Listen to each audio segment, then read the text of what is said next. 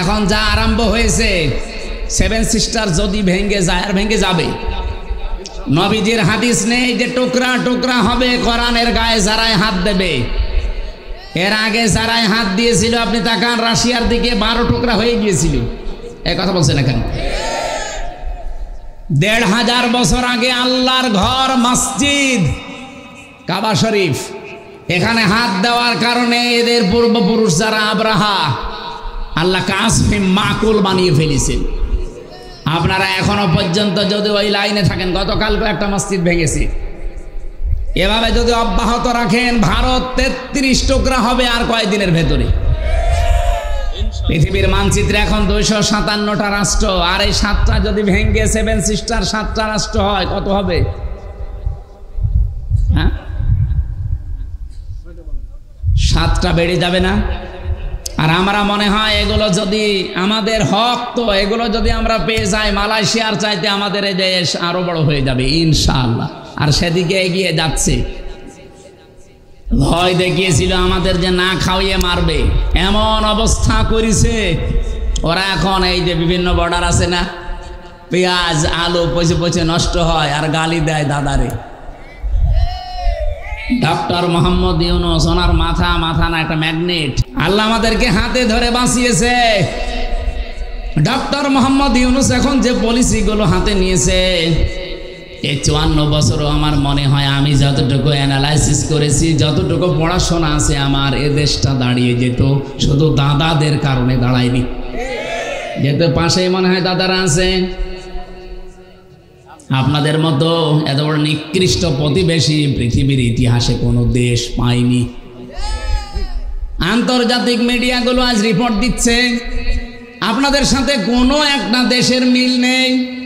পাকিস্তানের তো দা কুমড়ার সম্পর্ক, আফগানিস্তানের সাথে একটা চিকন বর্ডার আছে, তাও তাদের সাথে মিল নেই। মালদ্বীপের সাথে মিল নেই, ভুটানের সাথেও মিল নেই, মায়ানমারের সাথেও মিল নেই, সিরিয়ার সাথে তো নেই। বাংলাদেশের সাথে মিল ছিল, কন্যা ছিল, কন্যা নেই, মিল নেই। আপনারা যা করছেন, প্রতিবেশী এ কাজ করে না। আল্লাহর ঘরগুলো একটা একটা করে ভেঙে ফেলছেন আর বলছেন এখানে 500 বছর আগে এখানে মন্দির ছিল।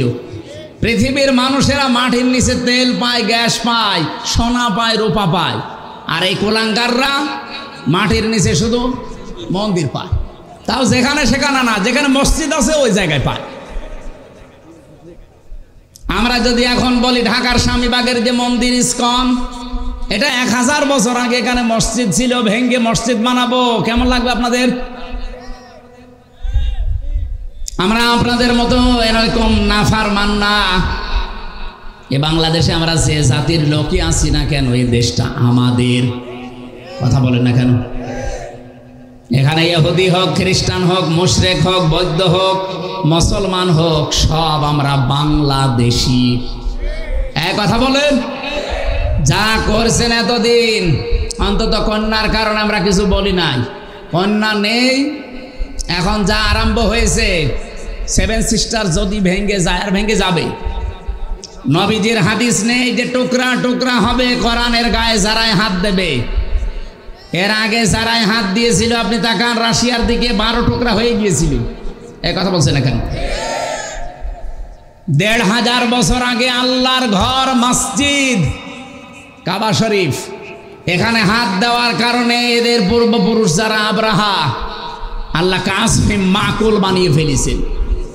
আপনারা এখনো পর্যন্ত যদি ওই লাইনে থাকেন, গতকালকে একটা মসজিদ ভেঙেছে, এভাবে যদি অব্যাহত রাখেন ভারত 33 টুকরা হবে আর কয়েকদিনের ভেতরে। পৃথিবীর মানচিত্রে এখন 257টা রাষ্ট্র, আর এই 7টা যদি ভেঙে সেভেন সিস্টার 7টা রাষ্ট্র হয়, কত হবে? হ্যাঁ, 7টা বেড়ে যাবে না? আর আমরা মনে হয় এগুলো যদি আমাদের হক, তো এগুলো যদি আমরা পেয়ে যাই, মালয়েশিয়ার চাইতে আমাদের এই দেশ আরো বড় হয়ে যাবে ইনশাআল্লাহ। আর সেদিকে এগিয়ে যাচ্ছে। ভয় দেখিয়েছিল আমাদের যে না খাওয়িয়ে মারবে, এমন অবস্থা করেছে ওরা। এখন এই যে বিভিন্ন বর্ডার আছে না, পেঁয়াজ আলু পচে পচে নষ্ট হয় আর গালি দেয় দাদারে। ডক্টর মোহাম্মদ ইউনূস ওনার মাথা না একটা ম্যাগনেট, কোন জায়গায় কি করেছে এগুলোর একটা নিয়ম আছে। আমি আয়াতের ব্যাখ্যায় পড়েছি, এই জন্য যাবো ওইদিকে। হযরত মুসা আলাইহিস সালামের জামানার কথা বলছি, আমি তাফসীর থেকে যেগুলো পড়েছি সেইগুলো বলছি। হযরত মুসা আলাইহিস সালামের জামানার কথা। মুসা নবী আলাইহিস সালামকে আল্লাহ রাব্বুল আলামিন 23 বছর পর্যন্ত ফেরাউনের বাড়িতে লালন পালন করেছিলেন। কত বছর? 23 বছর পর্যন্ত যারা লালন পালন করলেন, এই লোকটা আল্লাহর নবী মুহাম্মদ সাল্লাম 23 বছর একটা অন্যায়, একটা অপমান, একটা অন্যায় অবৈধ কাজের দিকে খেয়াল করে পুরা ফেরাউনের তক্তকে নড়িয়ে দিয়েছিলেন। আপনি তাকান, এই 2024-এ যারা জীবন দিয়ে গেল এদেরও কিন্তু ঠিক এইরকমই বয়স। 5 বছর 6 বছরের ছেলে মেয়েরা ক্লাসে যায়, ওখান থেকে যারা ইন্টারে পড়ে, খুব বেশি হলেও যারা অনার্সে মাস্টার্সে পড়ে, তাদের বয়স দেখবেন 22-23-এর ভেতরে। এক কথা বলেন এখানে কিছুই বলি না। 18 বছরে আমরা হঠাৎ করে দেখলাম এই 23 বছর 22 বছরের ছেলে মেয়েরা কি এমন অদৃশ্য, কি এমন পেয়েছে, একটা অন্যায় এই শব্দটা সামনে নিয়ে তারা আন্দোলন আরম্ভ করেছিল। মুসা আলাইহিস সালামের সূরা কসসের তাফসীরে পড়েছি, পৃথিবীতে কোনো স্বৈরাচার জালেম এদেরকে যদি কেউ হটাতে চায়, সর্বপ্রথম 1 নম্বরে যে কাজটা করা লাগবে তার নাম জ্ঞান অর্জন করা লাগবে। বেলালে ভাই শিবিরের ছেলে মেয়েদের নাম বলছিল, ছাত্রী সংস্থা, ছাত্র শিবির, এমনি বলে নাই। এরা ওই 18 বছর না, বাংলাদেশে 54 বছরই একাধারে, সে 77 সাল থেকে প্রতিষ্ঠিত হওয়ার পর থেকে সবচাইতে বেশি গুরুত্ব দিয়েছে তারা জ্ঞানকে, এলেমকে। এই জন্য আপনি দেখবেন একেবারে নিচ থেকে উপর পর্যন্ত উঠতে হলে চেহারা দেখে দেয় না, দেখে দেয় তার জ্ঞান গরিমা আছে কিনা। কমপক্ষে 42টা বই পড়া লাগে। কয়টা? এখন আরো বেড়েছে। সাথী হওয়ার জন্যে প্রায় 42টা, সদস্য হওয়ার জন্য আমি যখন ছিলাম আমি 72টা পেয়েছিলাম। আপনি চিন্তা করেন, 72টা বই আপনার ক্লাসের বই বাদ দিয়ে এক্সট্রা আপনাকে পড়ে পরীক্ষা দেওয়া লাগবে। এখন 81টা হয়ে গেছে। আমি তো সেই 9 সালের কথা বলছি, ওই সময় 72টা ছিল, এখন 81টা বই পড়া লাগবে। তা যেমন তেমন করে পড়ে আপনি নকল করে হবে না, পরীক্ষা দিয়ে পাশ করা লাগবে ওই বইয়ের উপরে। এতটুকু শেষ করেননি মুসা আলাইহিস সালাম, আল্লাহকে বলেছিলেন, রব্বুল আলামিন তুমি যে আমাকে পাঠাতে চাও, ইযহাবি ইলা ফিরআউনা ইন্নাহু তাগা। 23 বছর পরে আমি 23 বছর বয়সে দেশ থেকে পালিয়ে চলে গেলাম, এরপরে ওই দেশ থেকে আবার এসেছি। দেশে আসার পরে তুমি আমাকে ঘোষণা দিলে যে ফেরাউনের কাছে যাও, সে তাগুত হয়ে গেছে।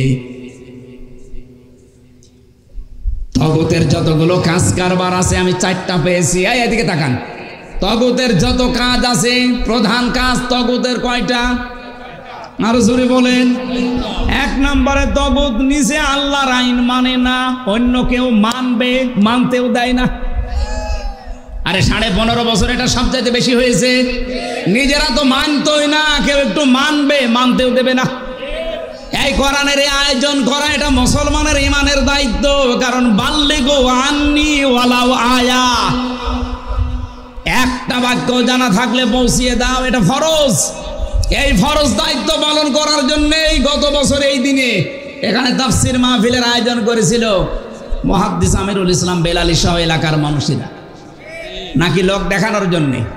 বলেন বলেন, যে যতটুকু জানবে ওইটা পৌঁছিয়ে দেবে, এটা নামাজের মতো ফরজ। বাল্লিগ দেয়নি, বাল্লিগু বহু বছর। নবীর আদেশ শুধু হামজার প্রতি একা।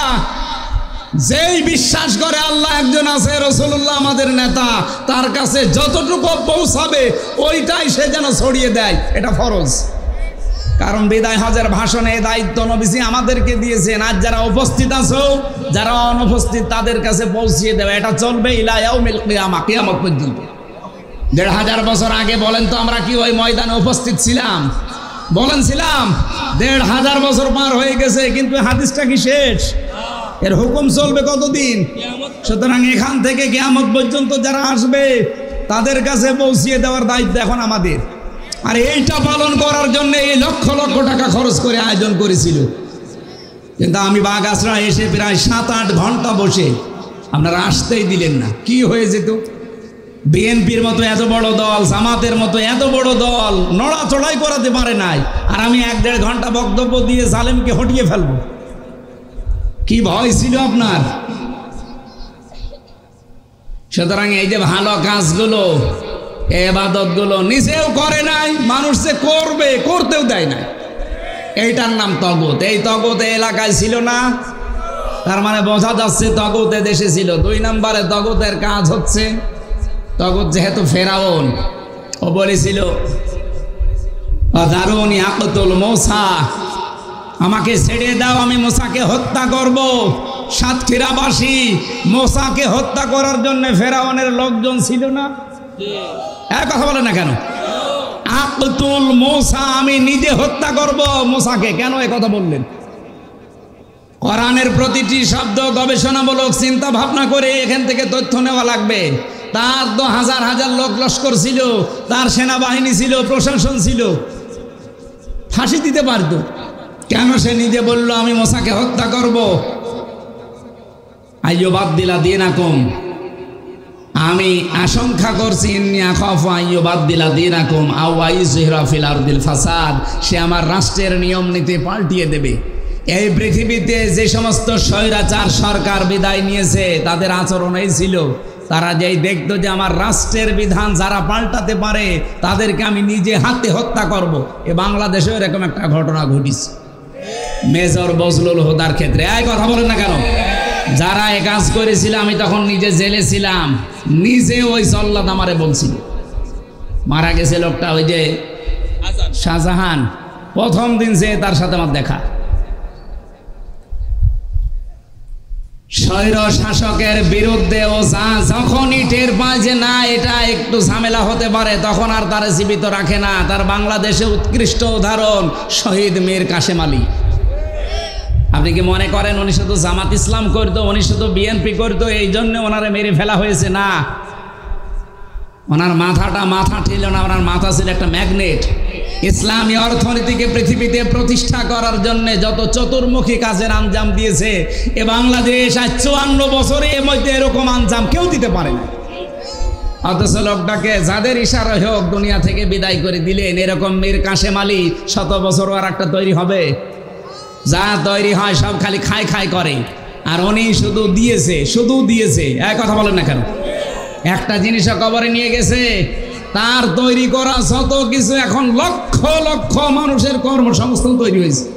আপনি ফতোয়াবাজি করেন, আপনি কি বানিয়েছেন?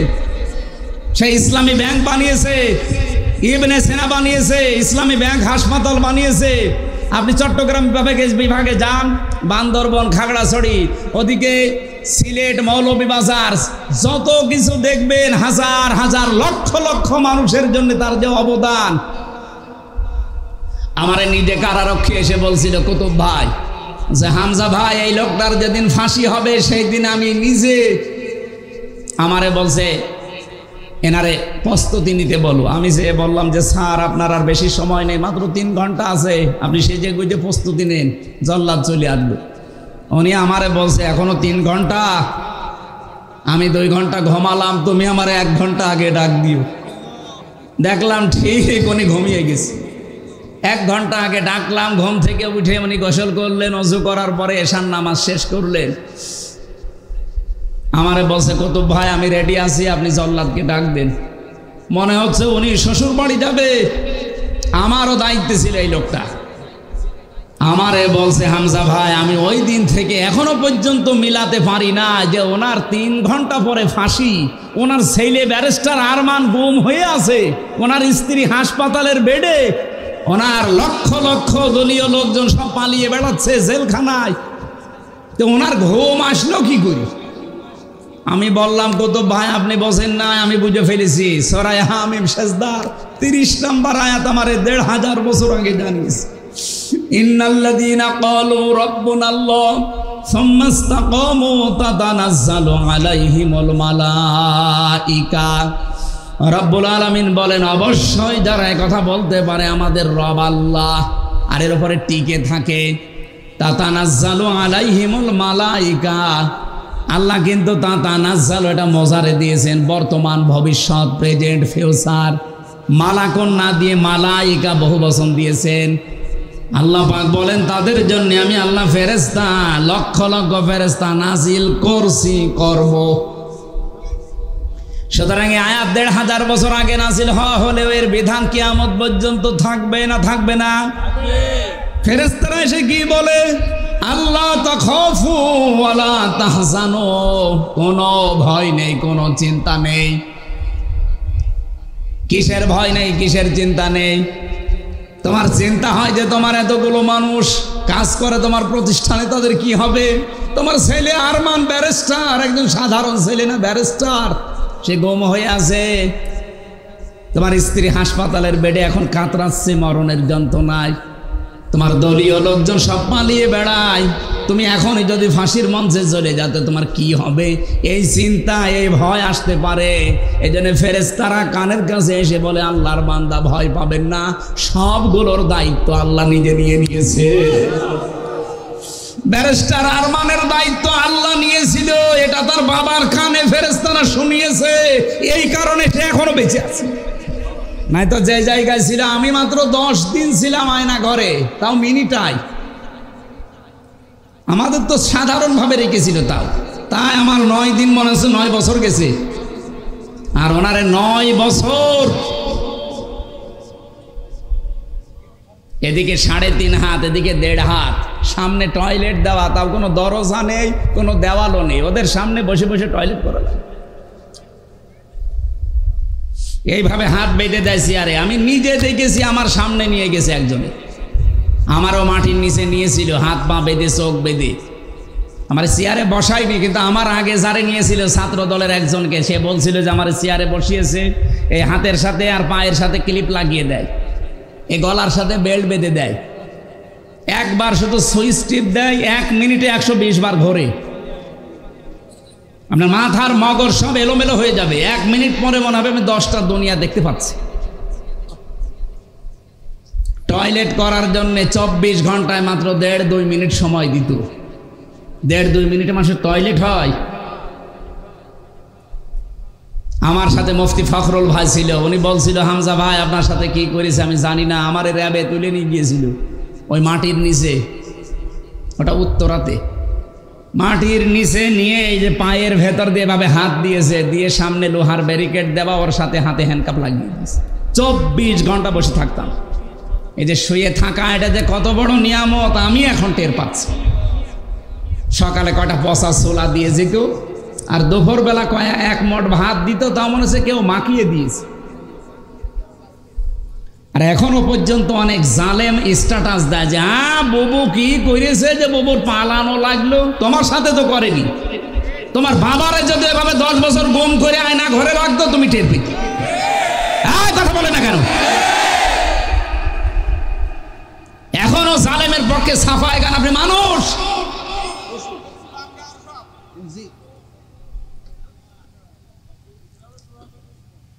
বেলালি ভাই বলছিল না যে ওদের বিচার না হওয়া পর্যন্ত ওদের নির্বাচনে আসা। কিসের নির্বাচন? নির্বাচনই হয় দেশে যায়নি, আগে ওদের বিচার পুরাটা হবে তারপরে।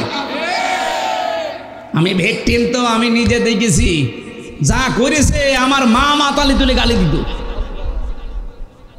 আরে ভাই আমি নাই দোষ করেছি, আমারে আপনি মারেন, আমার চোখ বেঁধে রেখেছিল, টাঙিয়ে রেখেছিল, যা করেন করেন। আমার মা কি করেছে? আমার মায়ের বাবা তুলে গালি দিলেন আপনি। মাথা থেকে পা পর্যন্ত একটা চুল পরিমাণ জায়গা আমার বাকি নেই যেখানে টর্চার করে নাই, মানসিক এবং শারীরিক।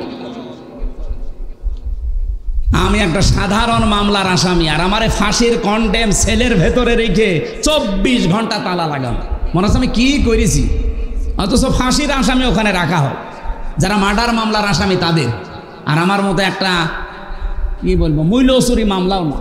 আমার সন্দেহভাজন ভাবে ধরেছিল যে হতে পারে, তাই যদি 3 বছর যায় যাদের ভিডিও ফুটেজ আছে 2724 জন মানুষকে আপনি 24 সালে মেরে ফেলেছেন।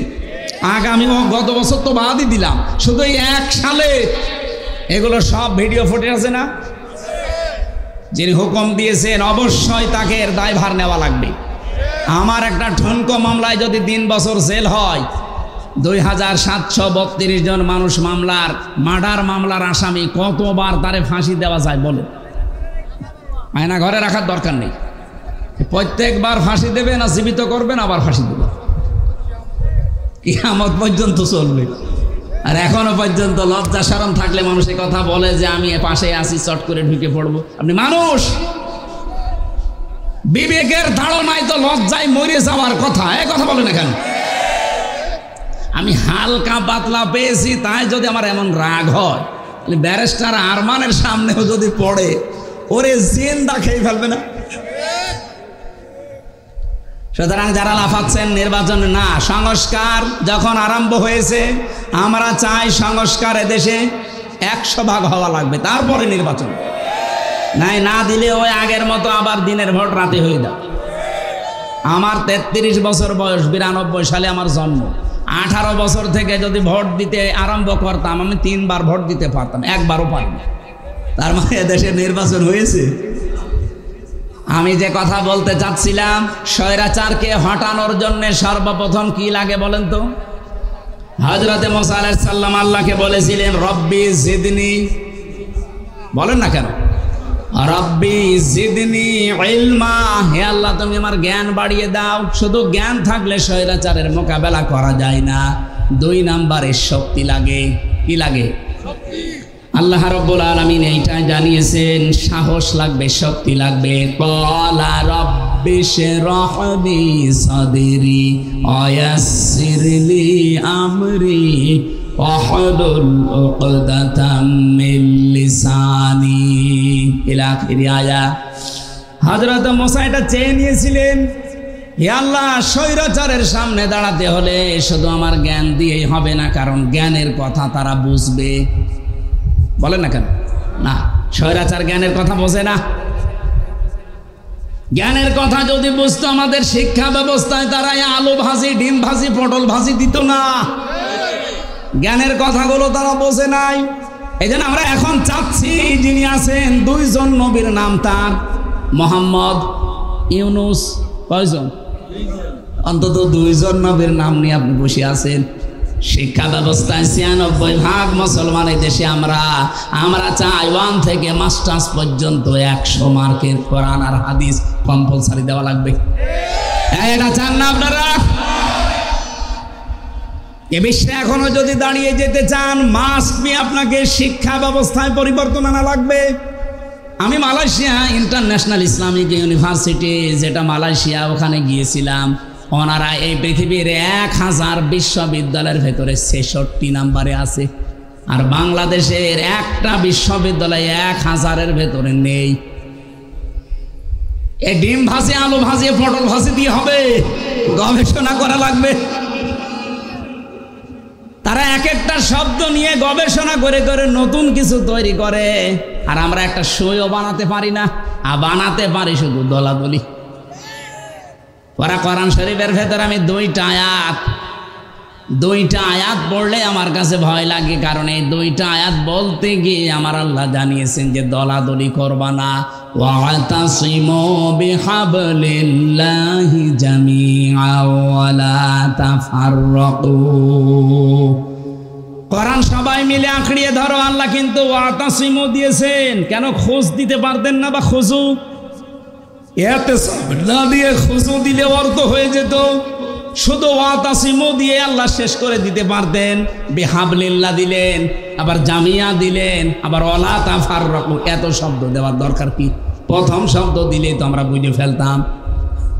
কোরআন কেন্দ্রিক যেখানেই কোনো বিষয়, সেখানে মত পার্থক্য করা, দলাদলি করা, এই যে ফতোয়াবাজি করা, এটা হারাম, নিষিদ্ধ। আর এক জায়গায় সূরা শুরা 13 নম্বর আয়াতে আছে, আকিমুদ্দিন ওয়ালা তাতাফাররাকু ফি। দিন কায়েমের বিষয় আসলে সেখানে কোনো মত পার্থক্য, দলাদলি, কি কথা বললেন না?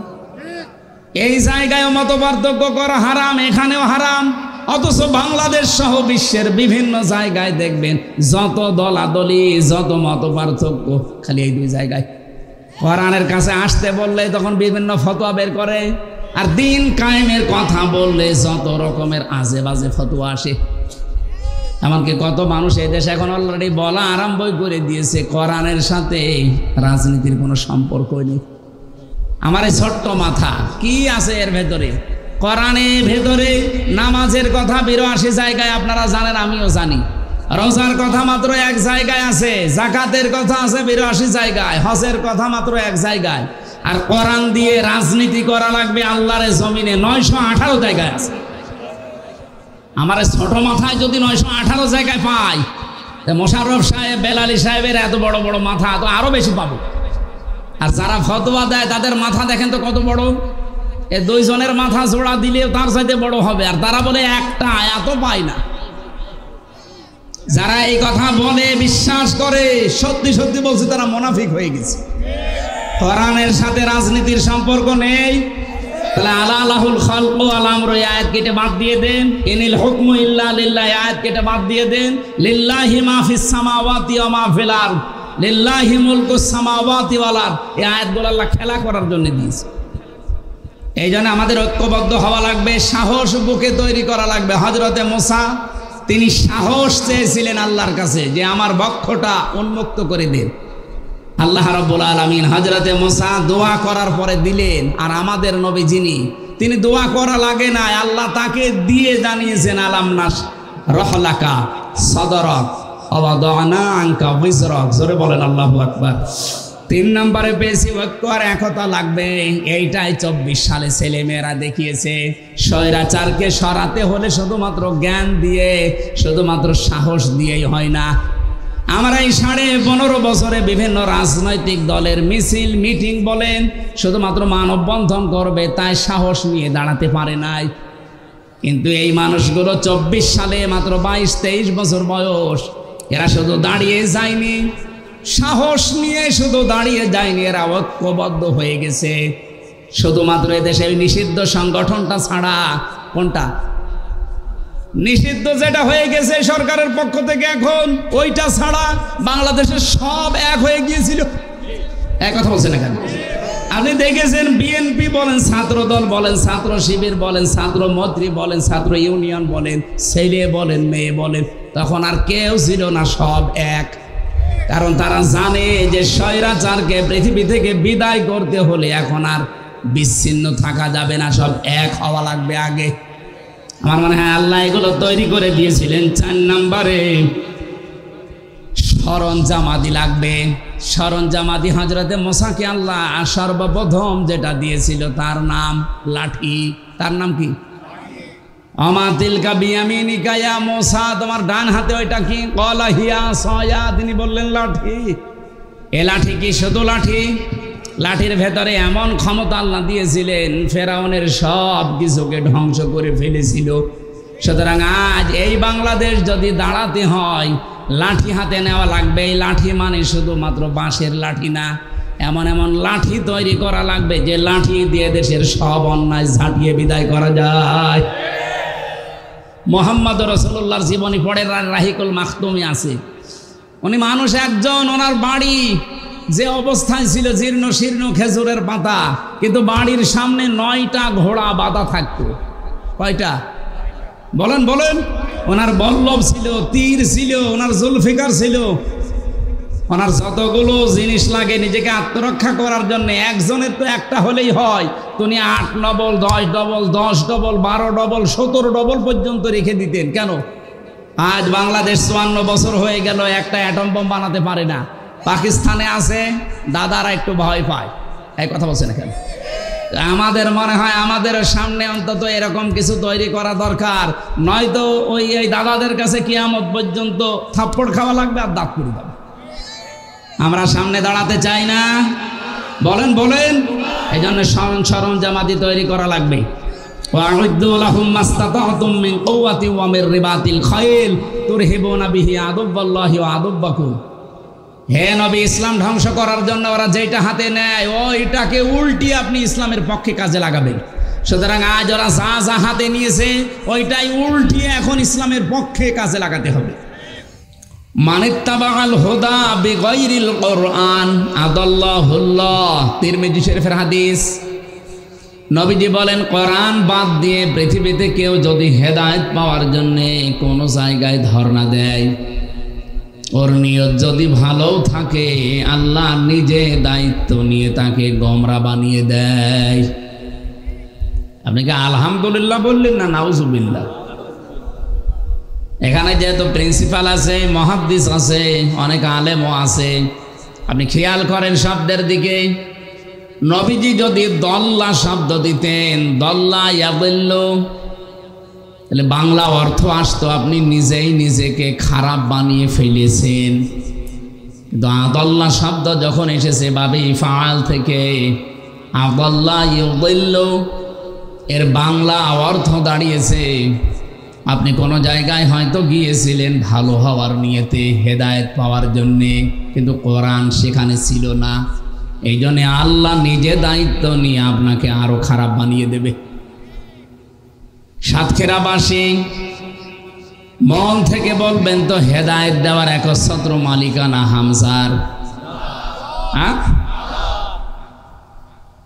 এই যে জেলায় একজন পীরের নাম শোনা যায় নলতায়, এখন যিনি বসে আছেন উনি তো হেদায়েত দিতে পারে। পৃথিবীতে এমন কেউ আছে? হেদায়েত দেওয়ার একচ্ছত্র মালিকানা কার? এটা নবীজিকে আল্লাহ দেন নাই। বিশ্ব নবীকে যদি আল্লাহ এটা দিয়ে দিতেন, তে আমাদের পর্যন্ত আর আসতো না। হযরতে আবু হুরায়রা রাদিয়াল্লাহু তাআলা আনহু একদিন একটা গাছ লাগাচ্ছিলেন,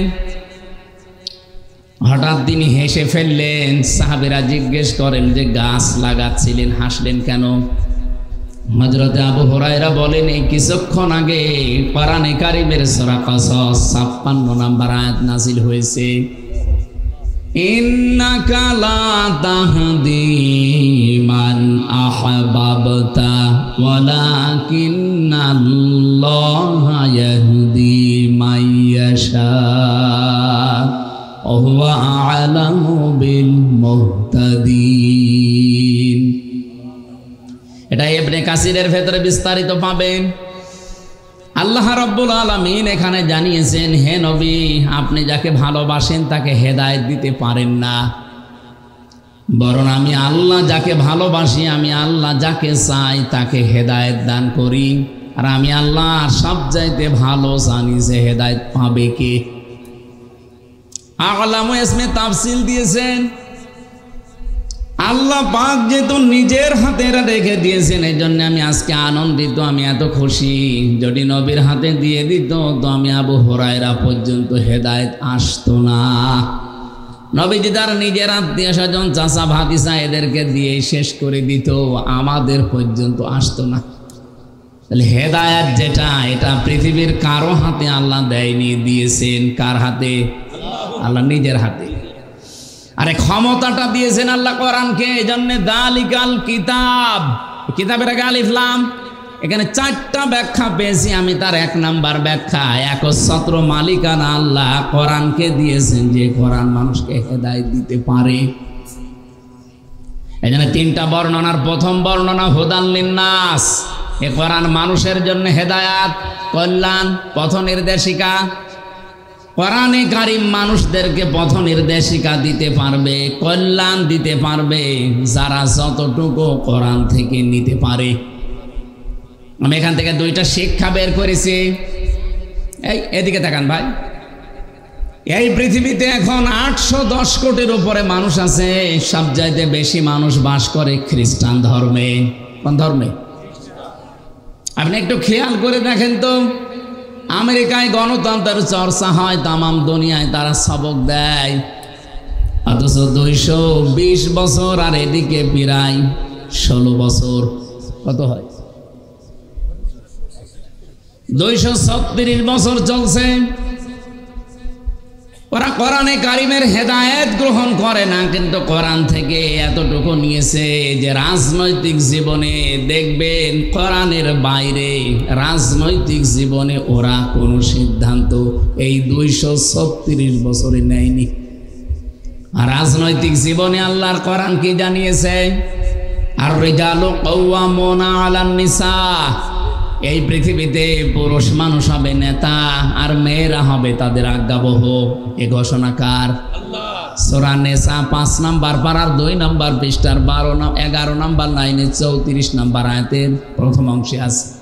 আল্লাহ পাক বলেন পুরুষ হবে নেতা, পুরুষ হবে গাইডলাইন দাতা, আর মেয়েরা হবে তাদের আজ্ঞাবহ। এই কথাগুলো যদি আজ 54 বছর আমরা ময়দানে বলতাম,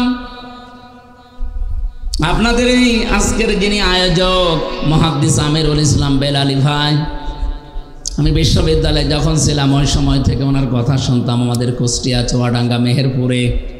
উনি বলতেন কোরআনের কথাগুলো যেভাবে বলা দরকার এই স্টেজগুলোতে এভাবে না বলতে বলতে দেশের মানুষের অভ্যাস হয়েছে পুরুষ মানুষ এখন জোগালে আর বউগুলো রাজমিস্ত্রি। উল্টিয়ে গেছে, পুরুষ মানুষ হওয়ার দরকার অন্তত রাজমিস্ত্রি, আর জোগালে যদি সাহায্যকারী কেউ লাগে তো অন্তত যে হয় হোক। এখন আমরা হয়ে গেছি নিচেরটা। এই আয়াতের ব্যাখ্যায় একটা হাদিস পেয়েছি, নবীজি বলেন ক্বালান নবিয়্যু সাল্লাল্লাহু আলাইহি ওয়াসাল্লাম লা ইউফলিহা কওমুন আল্লাহু আমরাহুম ইমরাতুন। বুখারী শরীফের হাদিস। নবীজি বলেন ওই জাতি কখনো সফল হচ্ছে না, হবে না। লা ইউফলিহা, এটা মোজারে, তার আগে লান এসেছে, বর্তমান ভবিষ্যৎ প্রেজেন্ট ফিউচার, এর আগে লান দিলে অর্থ হয় কখনোই হবে না। এই গ্যারান্টি নবীজি, মিথ্যা হতে পারে? আজ পর্যন্ত যা বলেছে কোনো কিছু মিথ্যা হয়েছে? বলেন। উনি বললেন কখনো ওই জাতি সফল হচ্ছে না, হবে না। যে জাতির দায়িত্বে আছে কোনো নারী, আর 54 বছর আমরা এই হাদিসটা মানতে পারি নাই। আপনি 54 বছরের ভেতরে তাকান, যারা এই দেশের দায়িত্ব পালন করেছে অধিকাংশ সময় ছিল নারী। কথা বলেন এখানে। এটা যেহেতু রাজনৈতিক অনুষ্ঠান শুধু না, এটা তাফসীর মাহফিল। কোরআন আর হাদিস থেকে যা বলছি মেনে নিন, কাজে লাগবে। ওরা গণতন্ত্রের বলি ছড়ায়, তামাম দুনিয়ার মানুষকে শিক্ষা দিয়ে বেড়ায়, অথচ আজ পর্যন্ত রাজনৈতিক জীবনের দিকে তাকান, তারা এখনো পর্যন্ত এই 236 বছরের ইতিহাসে আজও কোনো নারীকে তারা প্রধানমন্ত্রী বানায়নি। বানিয়েছে ডোনাল্ড ট্রাম্পের মতো একটা, সে যাই হোক, এইরকম মানুষকে তারা ভোট দিয়ে প্রধানমন্ত্রী বানিয়েছে, কিন্তু কমলা হ্যারিসের মতো একটা শিক্ষিতা মহিলা, তাকে কিন্তু দায়িত্ব দেয়নি। ওরা জাতে মাতাল হলো, তাহলে ঠিক আছে, আর আমরা জাতেও মাতাল, তালেও মাতাল। সুতরাং এই মাতলামি করা যাবে না। সামনে থেকে কোরআনের হেদায়েত ওরা নিয়ে দেখেন আজ দাঁড়িয়ে গেছে পৃথিবীতে। আমরা 54 বছরও দাঁড়াতে পারলাম না। মালয়েশিয়া ছিলাম কয়েকদিন আগে, ওরা 2004 সাল থেকে ওরাও দাঁড়িয়ে গেছে। ওরা যারেই দেয় অন্তত সে পুরুষ মানুষ হোক। মাহাতির মোহাম্মদের আগে যারা ছিল, পরে যারা, সবগুলোই কিন্তু পুরুষ, কোনো মহিলাকে দায়িত্ব দেয় না। পৃথিবীর যেখানে যেখানে তাকান কোনো মহিলা নেই, পুরুষ মানুষ দায়িত্বে আছে, তারা দাঁড়িয়ে যায়। আমরা দাঁড়াতে পারি না রসুলের এই হাদিসের বাইরে যাওয়ার কারণে। আর কোরআনের হেদায়েত পৃথিবীর মানুষ যতটুকু নেবে ততটুকু উপকার পাবে। 2 নম্বরে হুদাল্লিল মুসলিমিন, মুসলমানেরা এখান থেকে উপকার পাবে। হ্যাঁ, মুসলমান যতটুকু নিয়েছে ততটুকু উপকার পায়। এ বিশ্বে আজ 100 ভাগ কোরআনের 500 আইন রাষ্ট্রীয়ভাবে কায়েম আছে। কোনো দেশে আছে কিনা আমার জানা নেই। আফগানিস্তানে থাকতে পারে, সৌদি আরবে 70 ভাগ আছে, 30 ভাগ নেই। আর বাকি অন্যান্য দেশের কথা বাদ দিলাম, বাংলাদেশে আমার মনে হয় একটাও নেই।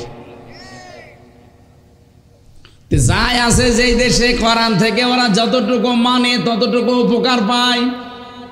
এই যে মালয়েশিয়াতে যে বিশ্ববিদ্যালয়ে আমি ছিলাম, অন্যান্য দেশের ছাত্রছাত্রী যারা, প্রায় 120টা দেশের ছেলেমেয়েরা পড়াশোনা করে। কয়েকজনের সাথে পরিচয় হওয়ার পরে বলছে, বাংলাদেশ আর ভারতের লোক যদি এখানে না থাকে, এই যে ক্যাম্পাস আমাদের কুষ্টিয়া যে বিশ্ববিদ্যালয়ের চাইতে এখন তো 20 ডবল বড় হবে। এ বিশাল এরিয়ার ভেতরে যদি একটা মোবাইল পড়ে থাকে, সারাদিন সারা রাত পড়ে থাকলে চুরি হবে না, কেউ ধরবেও না। কিন্তু যদি বাংলাদেশ আর ভারতের কেউ পাশ দিয়ে হেঁটে যায়, ও আর পাওয়া যাবে না। মানে কি পরিচয় দেব যে বলবো যে আমার বাড়ি বাংলাদেশে? বলছে শুধু বাংলাদেশ আর ভারতের লোক যদি এর পাশ দিয়ে যায় তাহলে গায়েব হয়ে যাবে। অন্য কোন দেশের ছেলে মেয়েরা এর পাশ দিয়ে সারাদিন সারা রাত হেঁটে যাবে না, যার জিনিস তা।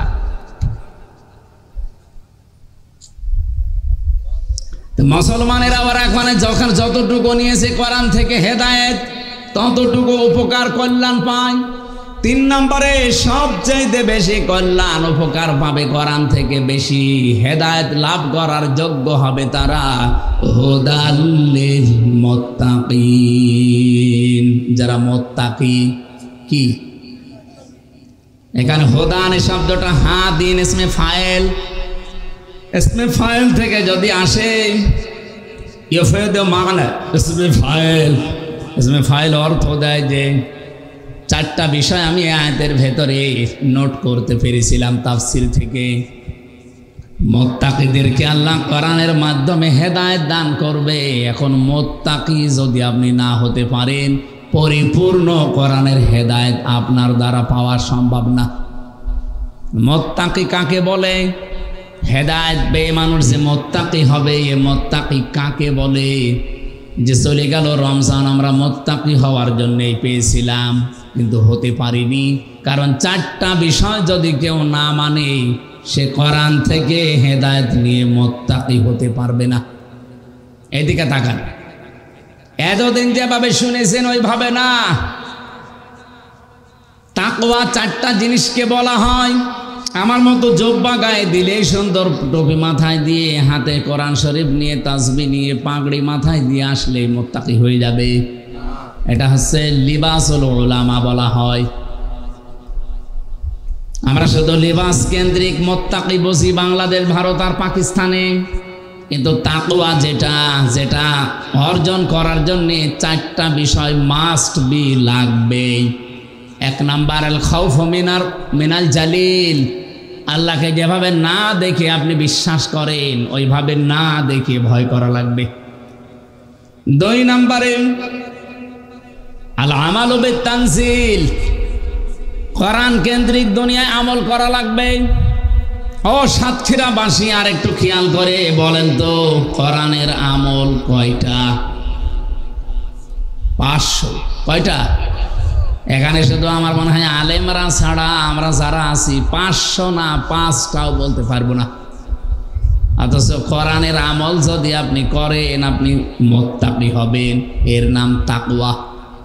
3 নম্বরে আল কিনায়াতু বিল কলিল, অল্পে তুষ্ট থাকা লাগবে। এই অভ্যাসটা আজ আমাদের ভেতরে নেই। এই 54 বছরে যারা দায়িত্বে ছিল, অল্পে তুষ্ট থাকা লাগবে। যদি আমরা অর্জন করতে পারতাম, এই দেশ মালয়েশিয়ার মতো দাঁড়িয়ে যেত, দুর্নীতি হতো না। আমি আর যাই পেয়েছি না পেয়েছি, একটা জিনিস আমার খুব ভালো লেগেছে, ওখানে যদি কেউ খাদ্যে ভেজাল দেয়, যদি খাদ্যে ঔষধ মেশায়, ফরমালিন দেয়, যদি ধরা পড়ে কোনো বিচার নেই, সঙ্গে সঙ্গে মেরে ফেলবে। অথচ বাংলাদেশে এই যে আব্দুল জব্বার মন্ডল, আমার কুষ্টিয়া বিশ্ববিদ্যালয়ের বড় ভাই, উনি ম্যাজিস্ট্রেট। ঢাকাতে দেখতেছি বিভিন্ন দোকানে, এই যে সারা রমজান গেল দেখলাম, ধরছে, ধরার পরে উনি জরিমানা দিচ্ছে অথবা জেল ডেকে দিচ্ছে, জেলে যাচ্ছে। কি হচ্ছে? 2 মাস 3 মাস 5 মাস পরে বের হয়ে যা খরচ হয়েছিল 10 ডবল আবার তুলতেছে। কিন্তু এটা যদি ওই রকম নিয়ম করতাম যে খাদ্যে ভেজাল দিলে কোনো বিচার নেই, কোনো হিসাব নেই, সঙ্গে সঙ্গে মেরে ফেলা লাগবে, এ বাংলাদেশে একদিনেই ভেজাল মুক্ত খাবার আমরা পেয়ে যেতাম। আমি 9 দিনে একটা কাশিও ওই দেশে দেইনি, কারণ কোনো ধোলা নেই, খাদ্যে কোনো ভেজাল নেই, ভেতরে যা যাচ্ছে সব আসল জিনিস, আর পরিবেশও ভালো। তো আমি কাশি দেবো কি করি? আরে 8-9 দিন এসেছি, কাশির তো শেষ নেই। ঔষধ কি, ফার্মেসি কি, কোথায় আছে ডাক্তার, আমি খোঁজও নেইনি, কারণ লাগেই নাই। আর এখানে এসে 8-9 দিনে আমার মনে হয় ওই 9 দিনেরও কাফারা চলছে। জন্য আমাদের 3 নম্বরে অল্পে তুষ্ট থাকা লাগবে। আপনি যদি তাকওয়া অর্জন করতে চান অবশ্যই মাস্ট বি এই বিষয়টা আমাদের খেয়াল রাখতে হবে। বাংলাদেশে এটা নেই, এই জন্য এক একজন দেখেন 36,000 কোটি টাকার মালিক হয়েছে। এটা দরবেশের মতো একটা মানুষ, ওর মাথার চুল থেকে পায়ের স্যান্ডেল পর্যন্ত পুরাটা সাদা না, এটা তো উপরের বিষয়, ভেতরেও সাদা। এইরকম মানুষ ও যদি 36,000 কোটি টাকা চুরি করে, এ সাতক্ষীরার কেউ এক জায়গায় বসে বসে যদি গণনা করেন হাত দিয়ে, আপনার হাত ব্যথা হয়ে যাবে। 36 টাকা না, 36,000 কোটি টাকা। অল্পে তুষ্ট হতে পারে না একটা মানুষের চলতে কয় টাকা লাগে। আমি বাইরের যতগুলো দেশ এবার ভ্রমণ করেছি, Singapore, Thailand, Indonesia, Malaysia, Dubai, এরপরে এই যে বাহরাইন, সৌদি আরব, আমেরিকা, যতগুলো দেশ আমারে নিয়ে গেল, যেখানে যায় দেখি 2-3 জন শয়তানের সাথে দেখা। মানে ওরা ওই সাহেব পাড়া বানিয়েছে, বেগম পাড়া বানিয়েছে, কিন্তু ওখানে থাকতে পারে না, ভয়তে থাকে সব হোটেলে। আর আমারে কমিটি নিয়ে যে হোটেলে রাখে, হোটেল থেকে নেমেই দেখি নিচতলায় বসে 2 জন বসে বসে গল্প করছে। কি গো এখানে? হুজুর আমরা আগে পালিয়েছি। পালাবেন কেন? আপনি কি কাজ করলেন এমন যে 15 বছর 16 বছর পরও আপনাকে পালানো লাগলো? অল্পে যদি তুষ্ট থাকতে পারতেন, যতদিন হায়াত ছিল ততদিন আপনি ক্ষমতার চেয়ারে বসে থাকতে পারতেন, কেউ আপনাকে পালাতে বলতো না, আপনার পালানো রাখতো না। কি কথা বলে না কেন?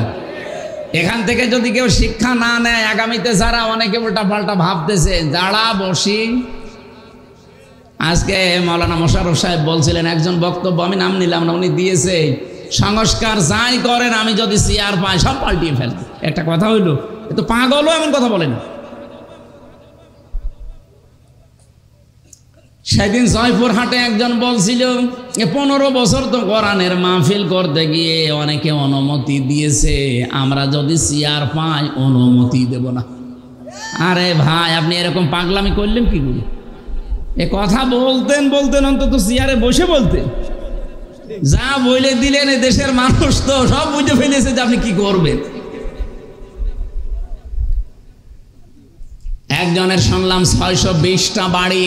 বাড়ি আপনার লাগে কত? 620টা বাড়ি বানিয়েছেন, অথচ একটা বাড়িতেও তো এখন থাকতে পারেন না, থাকেন হোটেলে। আমার মনে হয় 7 মাস যদি থাকতে পারতো আরো 120টা বানিয়ে ফেলতো। এই কথা বলেন না কেন? এই জন্য তাকওয়া অর্জন করতে হলে যে যা করছে করুক, অন্তত আমরা অল্পে তুষ্ট থাকা লাগবে। এই মন মানসিকতা তৈরি করেন। 4 নম্বরে আখিরাতের পুঁজি তৈরি করার জন্য সচেষ্ট থাকতে হবে। কি কথা বুঝতেছেন? আমি যে এখন ইজ্জত বন্ধ হয়ে যায়, এখনই যদি আল্লাহর নবীর সামনে অথবা মহান আল্লাহর সামনে আমাকে দাঁড় করানো হয়, আমার যে জীবন আমি পার করলাম এইটা নিয়ে বিশাল জীবন পার হওয়া যাবে তো? এই টেন্ডেন্সি যতদিন পর্যন্ত মানুষের ভেতরে বদ্ধমূল না হবে 100 ভাগ, ওই মানুষের জীবন পরিচ্ছন্ন হওয়া, তাকে মুত্তাকি হওয়া সম্ভব না। খলিফাতুল মুসলিমিন হযরত ওমর রাদিয়াল্লাহু তাআলা আনহু তিনি হিসাব করছিলেন। হঠাৎ করে দেশের প্রধান বিচারপতি হযরতে আলী রাদিয়াল্লাহু তাআলা আনহু আসলেন তার দরবারে। সালাম দেওয়ার পরে হযরতে খলিফা জিজ্ঞাসা করে, প্রধান বিচারপতি সাহেব, আপনি এসেছেন নিজের ব্যক্তিগত কোনো কাজে নাকি রাষ্ট্রের কাজে? যেহেতু আমি দেশের প্রেসিডেন্ট আর আপনি দেশের প্রধান বিচারপতি, তাহলে অবশ্যই রাষ্ট্রের কোনো কাজে আসবেন। হযরতে আলী ডাক দিয়ে বলে, খলিফা না, আমি এসেছি আমার পারিবারিক একটা জিনিসের সমাধান নেওয়ার জন্যে। হযরত ওমর যে হিসাব করছিলেন, সঙ্গে সঙ্গে বাতিটা লিভিয়ে দিলেন।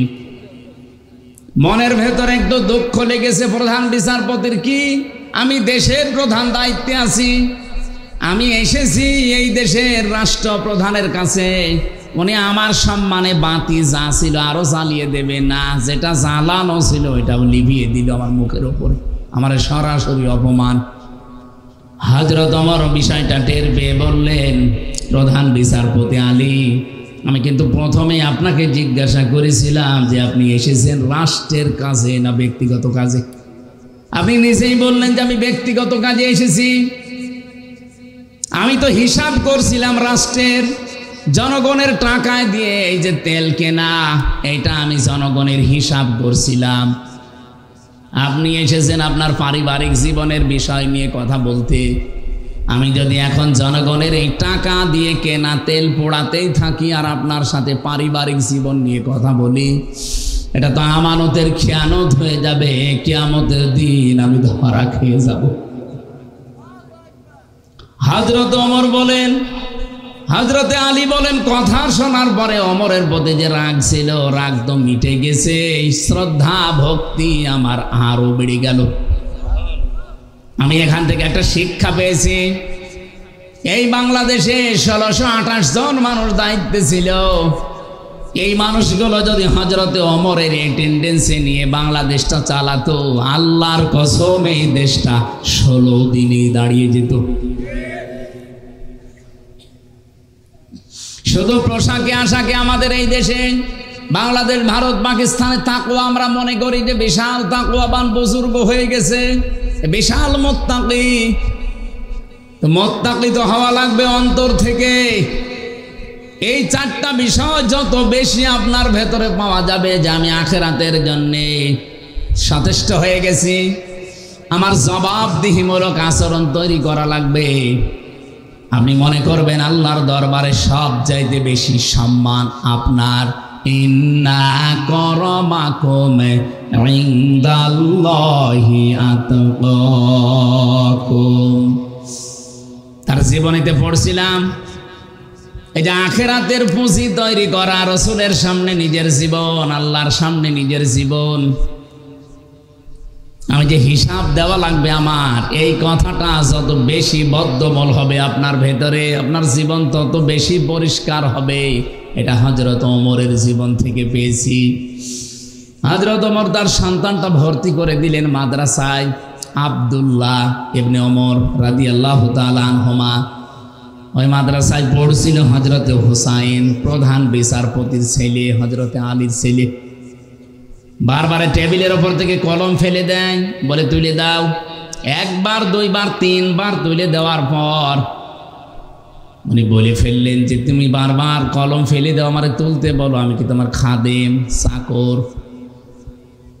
হযরতে হুসাইন ডাক দিয়ে বলেছেন, আব্দুল্লাহ তুমি শুধু চাকর না, খাদেম না, তুমি খাদেমের বাচ্চা। খাদেম, দেশের প্রেসিডেন্টের ছেলেকে যদি একটা তার নিচের কোনো মানুষ এই কথা বলে যে তুমি শুধু খাদেম না, খাদেমের বাচ্চা, চাকরের বাচ্চা, মেজাজ এমনি খারাপ হয়ে গেছে।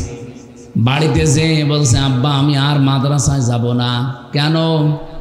আমাকে গালি দিয়েছে, যদি তুমি এই অপমানের প্রতিশোধ না নাও, বিচার না করো। হযরত ওমর বিচক্ষণ ছিলেন, ডাক দিয়ে বলেন, সন্তান বিচার এখন না, জমার দিন হাজারো মানুষ আসবে, ওই দিন সবার সামনে বিচার হবে। তিনি জমার খুতবা দিচ্ছিলেন, হঠাৎ দাঁড়িয়ে বললেন, এখানে হুসাইন আছে? বলে হ্যাঁ, সামনে আসো। তুমি আমার সন্তান আব্দুল্লাহকে খাদেমের বাচ্চা, খাদেম বলে গালি দিয়েছো? বলছে হ্যাঁ। কেন দিলে? হযরত হুসাইন দাঁড়িয়ে বললেন, খলিফা বুকে হাত দিয়ে বলেন তো, আপনি কি আমার নানার খাদেম ছিলেন না? হযরত ওমরের কথা বন্ধ হয়ে গেছে। ডাক দিয়ে বলে, হুসাইন তাই তো, এই কথা আমি তো এভাবে চিন্তা করি না, আমি তো আসলে তোমার নানার খাদেম ছিলাম।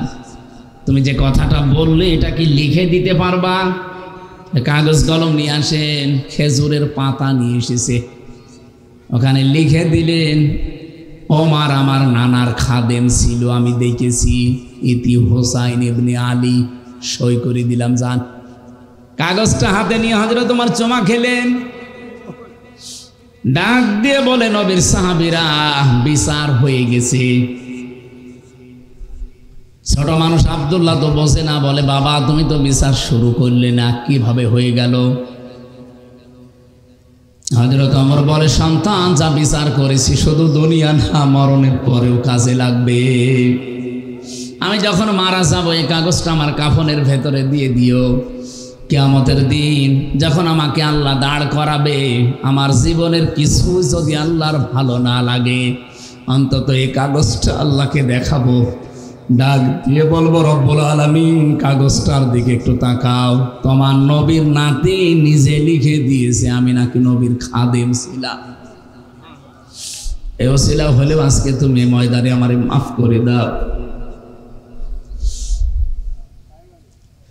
চারটা জিনিসের নাম আমি তাকওয়া বলছিলাম। এক নম্বরে আল খাউফু মিনাল জালিল, দুই নম্বর আল আমালু বিত-তানজিল, তিন নম্বর আল কিনায়াতু বিল কলিল, চার নম্বর আল ইস্তিদাদু লিয়াউমির রাহি। এই চারটা বিষয় যতক্ষণ আমাদের ভেতরে না আসবে, রমজান না অন্য কিছু আসলেও আপনি তাকওয়া অর্জন করতে পারবেন না। সুতরাং এই জায়গা থেকে আমাদের সিদ্ধান্ত নেওয়া লাগবে। গুরুত্বপূর্ণ একটা মাস আমরা অলরেডি পার করে ফেলেছি, শাওয়াল মাসে আছি। কি মাসে বলেন বলেন? সুতরাং কোরআন থেকে পরিপূর্ণ হেদায়েত পেতে হলে কয়টা শর্ত বললাম? চারটা। আরো জোরে বলেন। আল্লাহ পাক আমাদের সবাইকে যেন এখন থেকে সচেষ্ট হওয়ার তৌফিক দেন, বলেন আমিন। তাহলে আমরা কোরআন শুনতে এসেছি। কোরআন হুদাল্লিল নাস, হুদাল্লিল মুসলিমিন, হুদাল্লিল মুত্তাকিন, তিনটা কথাই ঠিক আছে না? কি কথা বলেন না কেন? কোরআন পৃথিবীর সব মানুষকে হেদায়েত দিতে পারে। ওয়া আলাল্লাহি কাসদুস সাবিলি ওয়া মিনহা জাইর ওয়ালাউ শাআ হাদাকুম আজমাইন। সূরা নহল 9 নম্বর আয়াতে আল্লাহ জানিয়েছেন, এই পৃথিবীতে অসংখ্য বাঁকা পথ তৈরি করা আছে, এর ভেতরে সোজা পথ বলে দেওয়ার দায়িত্ব আমি আল্লাহ নিয়েছি। যদি আমি আল্লাহ ইচ্ছা করতাম পৃথিবীর সব মানুষকে হেদায়েত দিয়ে দিতে পারতাম। সে ক্ষমতা আল্লাহ কোরআনকে দিয়ে পাঠিয়েছেন। এই জন্যে কোরআনের নাম হুদাল্লিল নাস। 2 নম্বরে হুদাল্লিল মুসলিমিন, 3 নম্বরে হুদাল্লিল মুত্তাকিন। আমরা যেহেতু রমজানের পরে এসেছি কোরআনে কারিম শোনার জন্যে, আর হেদায়েতের মহান বানিয়ে কোরআন, সে কোরআন থেকে আলোচনা শোনার জন্য যারা বসে আছেন, আজকের আলোচনার বিষয় যেহেতু হেদায়াত, আমরা এবার আরম্ভ করছি সূরা দুহা। কোন সূরা? 7 নম্বর আয়াত, একটা মাত্র আয়াত পড়েছি। রাব্বুল আলামিন বলেন, ওয়াজাদাকা যাল্লান ফাহাদা। হে নবী, আপনাকে আমি পথ সম্পর্কে অনবহিত পেয়েছি। আপনি পথ কিন্তু খুঁজছিলেন, অনুসন্ধান করছিলেন। ফাহাদা, আমি আল্লাহ আপনাকে পথের সন্ধান দিয়ে দিয়েছি। বলেন সুবহানাল্লাহ। কোন আয়াতের তাফসীর যদি পড়তে হয়, করতে হয়, শোনাতে হয়, এর মূল নীতি আছে 13টা।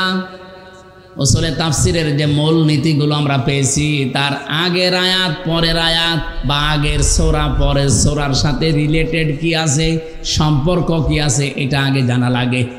আপনি এর আগে সূরা লাইলের ভেতরে দেখবেন আল্লাহ রাব্বুল আলামিন হেদায়েতের ব্যাপারে কথা বলতে গিয়ে জানিয়েছেন, ইন্না আলাইনা লাল হুদা ওয়া ইন্না লানা লাল আখিরাতা ওয়াল উলা। বলেন আল্লাহু আকবার। 12 এবং 13 নম্বর আয়াতে আমরা পেয়েছি আল্লাহ পাক বলেন, অবশ্যই আমার দায়িত্ব হেদায়েত করা। হেদায়েত করা দায়িত্ব কার? প্রথম এবং শুরু, দুনিয়া এবং আখিরাতের সব বিষয় আমি আল্লাহর জন্যে। তাহলে হেদায়েত দেওয়ার মালিক যেহেতু আল্লাহ, বিশ্ব নবীকে আল্লাহ পাক জানিয়েছেন আপনি কিন্তু পথ সম্পর্কে অনবহিত ছিলেন, পথ আপনি খোঁজ করছিলেন যে হেদায়েতের পথ কোনটা। মা তাদরি মাল কিতাব ওয়ালাল ঈমান ওয়ালাকিন জাআলনাহু নূরান নাহদি বিহি মান নাশাউ মিন ইবাদিনা। হে নবী, আপনি ঈমান কি, কিতাব কি কিছুই জানতেন না? আমি আল্লাহ আপনাকে জানিয়েছি। ঈমান কাকে বলে, কিতাব কাকে বলে, এখান থেকে কয়েকটা বিষয় আমরা তাফসিরে বের করেছি। এই দিকে তাকান, আপনি কোরআন শুনতে এসেছেন না? কোন দিকে তাকাচ্ছেন? ওয়ালাকিন জাআলনাহু নূরান নাহদি বিহি মান নাশাউ মিন ইবাদিনা। রব্বুল আলামিন জানিয়েছেন, হে নবী, আপনি ঈমান কি, কিতাব কি কিছু জানতেন না? আমি আপনাকে এগুলো জানিয়েছি। তার মানে কিতাব, এই শব্দটার দ্বারা আল্লাহ বোঝাতে চেয়েছেন কিতাবের ভেতরেই হেদায়াত। কিতাব যতদিন রাসূলুল্লাহ পাননি ততদিন তিনি হেদায়েতের পথ খুঁজছিলেন। হেদায়েতের পথ সম্পর্কে তিনি অনবহিত ছিলেন, তিনিও জানতেন না হেদায়েতের পথ কোনটা। যখন তিনি পেয়েছেন কোরআন, তখন হেদায়েতের পথ কোনটা ওইটা তিনি তখন জেনে ফেলেছিলেন, আল্লাহ তাকে জানিয়েছে। তার মানে হেদায়েত পেতে হলে মাস্ট বি আপনাকে কোরআনের কাছে আসা লাগবে। কি কথা বোঝা গেছে? হেদায়েত সবচাইতে বড় নিয়ামত এই পৃথিবীতে আল্লাহর পক্ষ থেকে। যত নিয়ামত আল্লাহ মানুষকে দিয়েছেন, সবচাইতে বড় নিয়ামতের নাম হেদায়াত। এটা না পেলে মানুষ জান্নাত। বলেন বলেন। আর এটা পাওয়ার জন্য যেটা মাধ্যম আল্লাহ দিয়েছেন তার নাম কোরআন। বাংলাদেশ, ভারত আর পাকিস্তান, এই তিনটা দেশের মানুষ বাদ দিয়ে পৃথিবীর অন্য কোনো দেশের মুসলমান কোরআন বাদে কোনো জায়গায় হেদায়েতের জন্য যায় না। আমি বিশ্বের বহু দেশ, এই ছোট বয়সে আল্লাহ আমারে ঘুরিয়েছে, আমি মুসলমান অমুসলমান যাদের সাথে মিশেছি, কোরআন বাদ দিয়ে হেদায়েত পাওয়ার জন্য পৃথিবীর কোনো দেশের মানুষ অন্য কোনো জায়গায় যায় না। শুধু বাংলাদেশে, ভারতে আর পাকিস্তানে, তিনটা দেশে পেলাম এরা হেদায়েত পাওয়ার জন্য কোরআন বাদ দিয়ে অন্য জায়গায় যায়। মাছের বাজারে কেউ যদি, কোন মানুষ যদি মাছ কিনতে যাবে, মাছের বাজারে না যে কাপড়ের বাজারে যায়, বলেন তো জীবনেও কোনোদিন মাছ পাবে? আরো আসতে বলেন। এই সহজ কথাটা যেভাবে বুঝে ফেললেন, আজকে থেকে সিদ্ধান্ত নিয়ে বাড়ি যাওয়া লাগবে। আমি রাজনীতির গন্ধ খুঁজবেন না। মানিত্তাবাল হুদা বিগাইরিল কোরআন আদাল্লাহুল্লাহ। কোরআন যেখানে নেই, ভালো হওয়ার নিয়েতেও যদি চান, আপনাকে গোমরা বানিয়ে দেবে। হামজা কে? আল্লাহ। আদাল্লাহুল্লাহ সরাসরি ফাইল আল্লাহ নিজে। আল্লাহ নিজে বলেন আমি তোকে গোমরা বানিয়ে দেব। আজ বাংলাদেশ, ভারত, পাকিস্তান, এই তিনটা দেশ, এই হাদিসের 100% বাস্তব রূপ। এদেশের মানুষ কোরআন বাদ দিয়ে হেদায়েতের জন্য যায়, এজন্য আগে যা ভালো ছিল আরো খারাপ হয়। আমার কুষ্টিয়া লালনের মাজারে যারা যান, ভালো হওয়ার নিয়তে যান, খারাপ হওয়ার নিয়তে কেউ এই সাতক্ষীরা, যশোর, খুলনা থেকে কেউ যায় না। যারা যায় এই খান জাহানের মাজারে যারা যায়, এই যে বাগেরহাটের মানুষ বসে আছে, কেউ খারাপ হওয়ার নিয়তে যায় না। কিন্তু যাওয়ার পরে দেখে কোরআন সেখানে নেই, কোরআনের নিয়ম নীতি নেই। এই জন্য মানুষ ভালো হওয়ার নিয়তে গেলেও আরো খারাপ হয়। কি কথা বলেন না কেন? বাংলাদেশে একটাই মাত্র জায়গা আছে নিরাপদে গাঁজা খাওয়া যায়, লালনের মাজার। আরো পুলিশ পাহারা দিয়ে খাওয়ায়। গাঁজা খাওয়ার জন্য মানুষকে আমরা দেখেছি, তাদেরকে ধরে জেলে দেওয়া হয়। আমার সাথে নিচতলায় একজন ছিল গাঁজাখোর, ও দেখি গাঁজার গাছ লাগিয়েছে ভেতরে।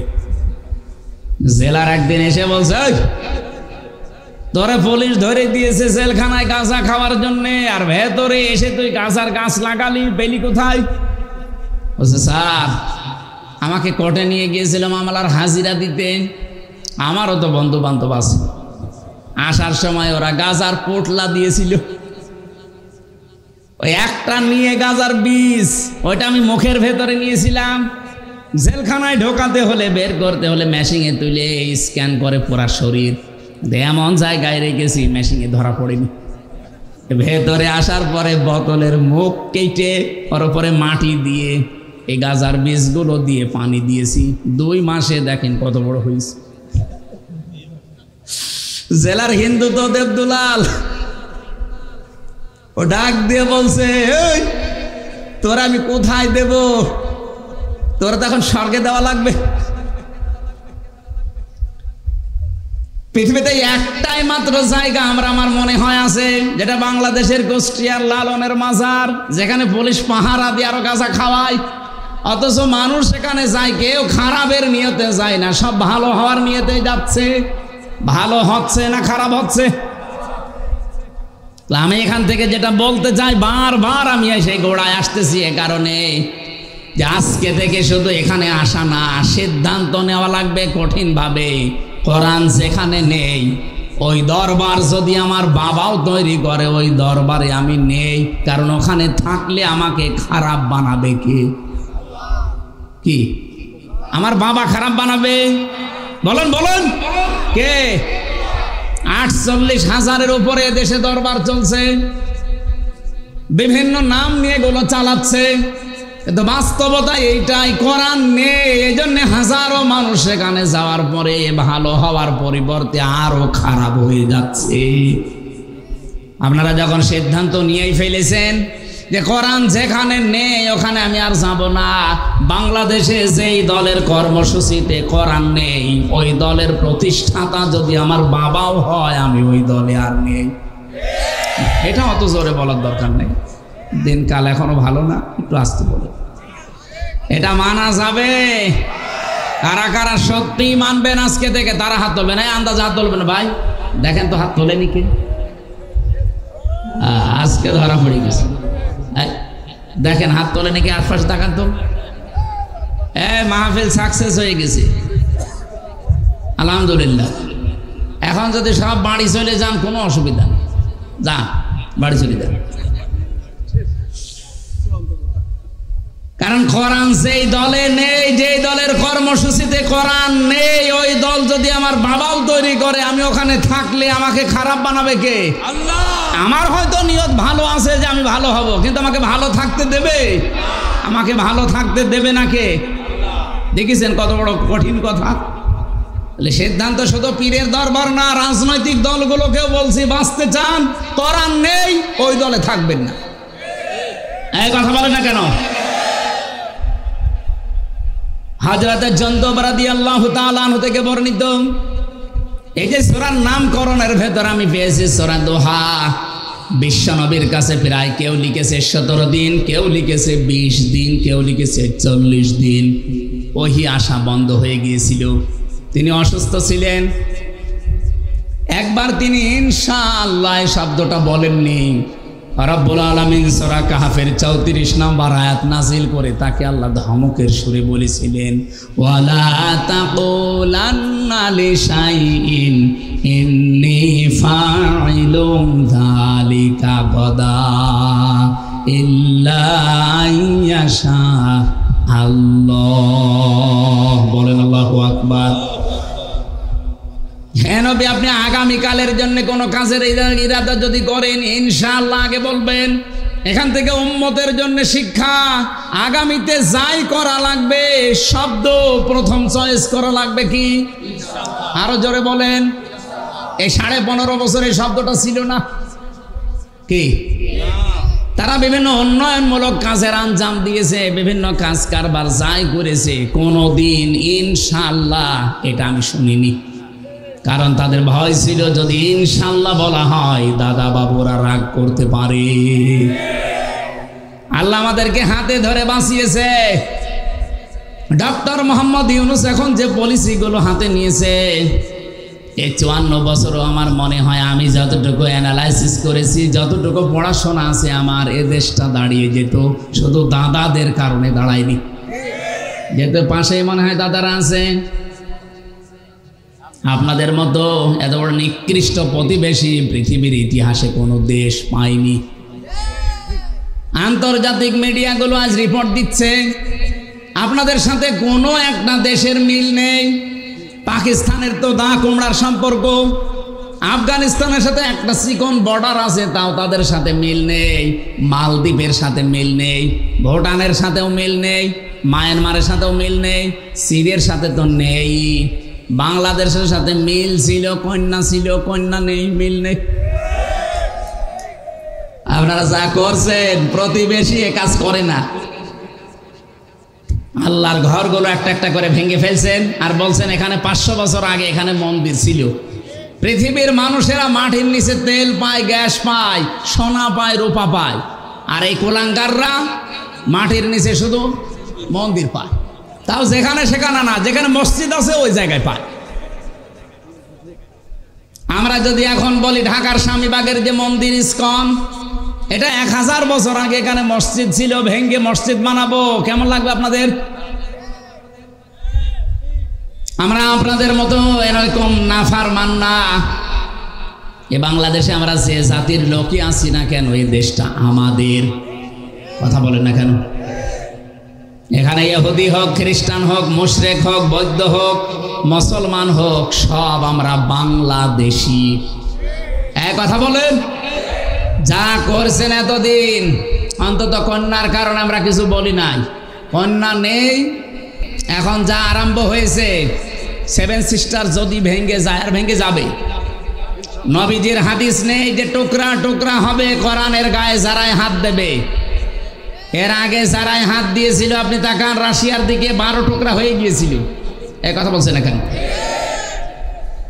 1500 বছর আগে আল্লাহর ঘর মসজিদ কাবা শরীফ, এখানে হাত দেওয়ার কারণে এদের পূর্বপুরুষ যারা আব্রাহা, আল্লাহ কাসফে মাকুল বানিয়ে ফেলেছেন। আপনারা এখনো পর্যন্ত যদি ওই লাইনে থাকেন, গতকালকে একটা মসজিদ ভেঙেছে, এভাবে যদি অব্যাহত রাখেন, ভারত 33 টুকরা হবে আর কয়েকদিনের ভেতরে। পৃথিবীর মানচিত্রে এখন 257টা রাষ্ট্র, আর এই 7টা যদি ভেঙে 7 সিস্টার 7টা রাষ্ট্র হয়, কত হবে? হ্যাঁ, 7টা বেড়ে যাবে না? আর আমরা মনে হয় এগুলো যদি আমাদের হক, তো এগুলো যদি আমরা পেয়ে যাই, মালয়েশিয়ার চাইতে আমাদের এই দেশ আরো বড় হয়ে যাবে ইনশাআল্লাহ। আর সেদিকে এগিয়ে যাচ্ছে। ভয় দেখিয়েছিল আমাদের যে না খাওয়িয়ে মারবে, এমন অবস্থা করেছে ওরা। এখন এই যে বিভিন্ন বর্ডার আছে না, পেঁয়াজ আলু পচে পচে নষ্ট হয়, আর গালি দেয় দাদারে। ডক্টর মোহাম্মদ ইউনূস, ওনার মাথা না একটা ম্যাগনেট, কোন জায়গায় কি করেছে এগুলোর একটা নিয়ম আছে। আমি আয়াতের ব্যাখ্যায় পড়েছি, এই জন্য যাবো ওইদিকে। হযরত মুসা আলাইহিস সালামের জামানার কথা বলছি, আমি তাফসীর থেকে যেগুলো পড়েছি সেইগুলো বলছি। হযরত মুসা আলাইহিস সালামের জামানার কথা। মুসা নবী আলাইহিস সালামকে আল্লাহ রাব্বুল আলামিন 23 বছর পর্যন্ত ফেরাউনের বাড়িতে লালন পালন করেছিলেন। কত বছর?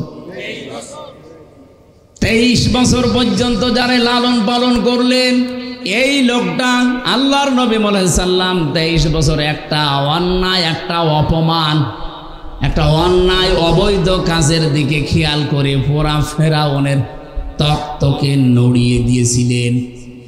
আপনি তাকান, এই 2024-এ যারা জীবন দিয়ে গেল, এদেরও কিন্তু ঠিক এইরকমই বয়স। 5 বছর 6 বছরের ছেলে মেয়েরা ক্লাসে যায়, ওখান থেকে যারা ইন্টারে পড়ে,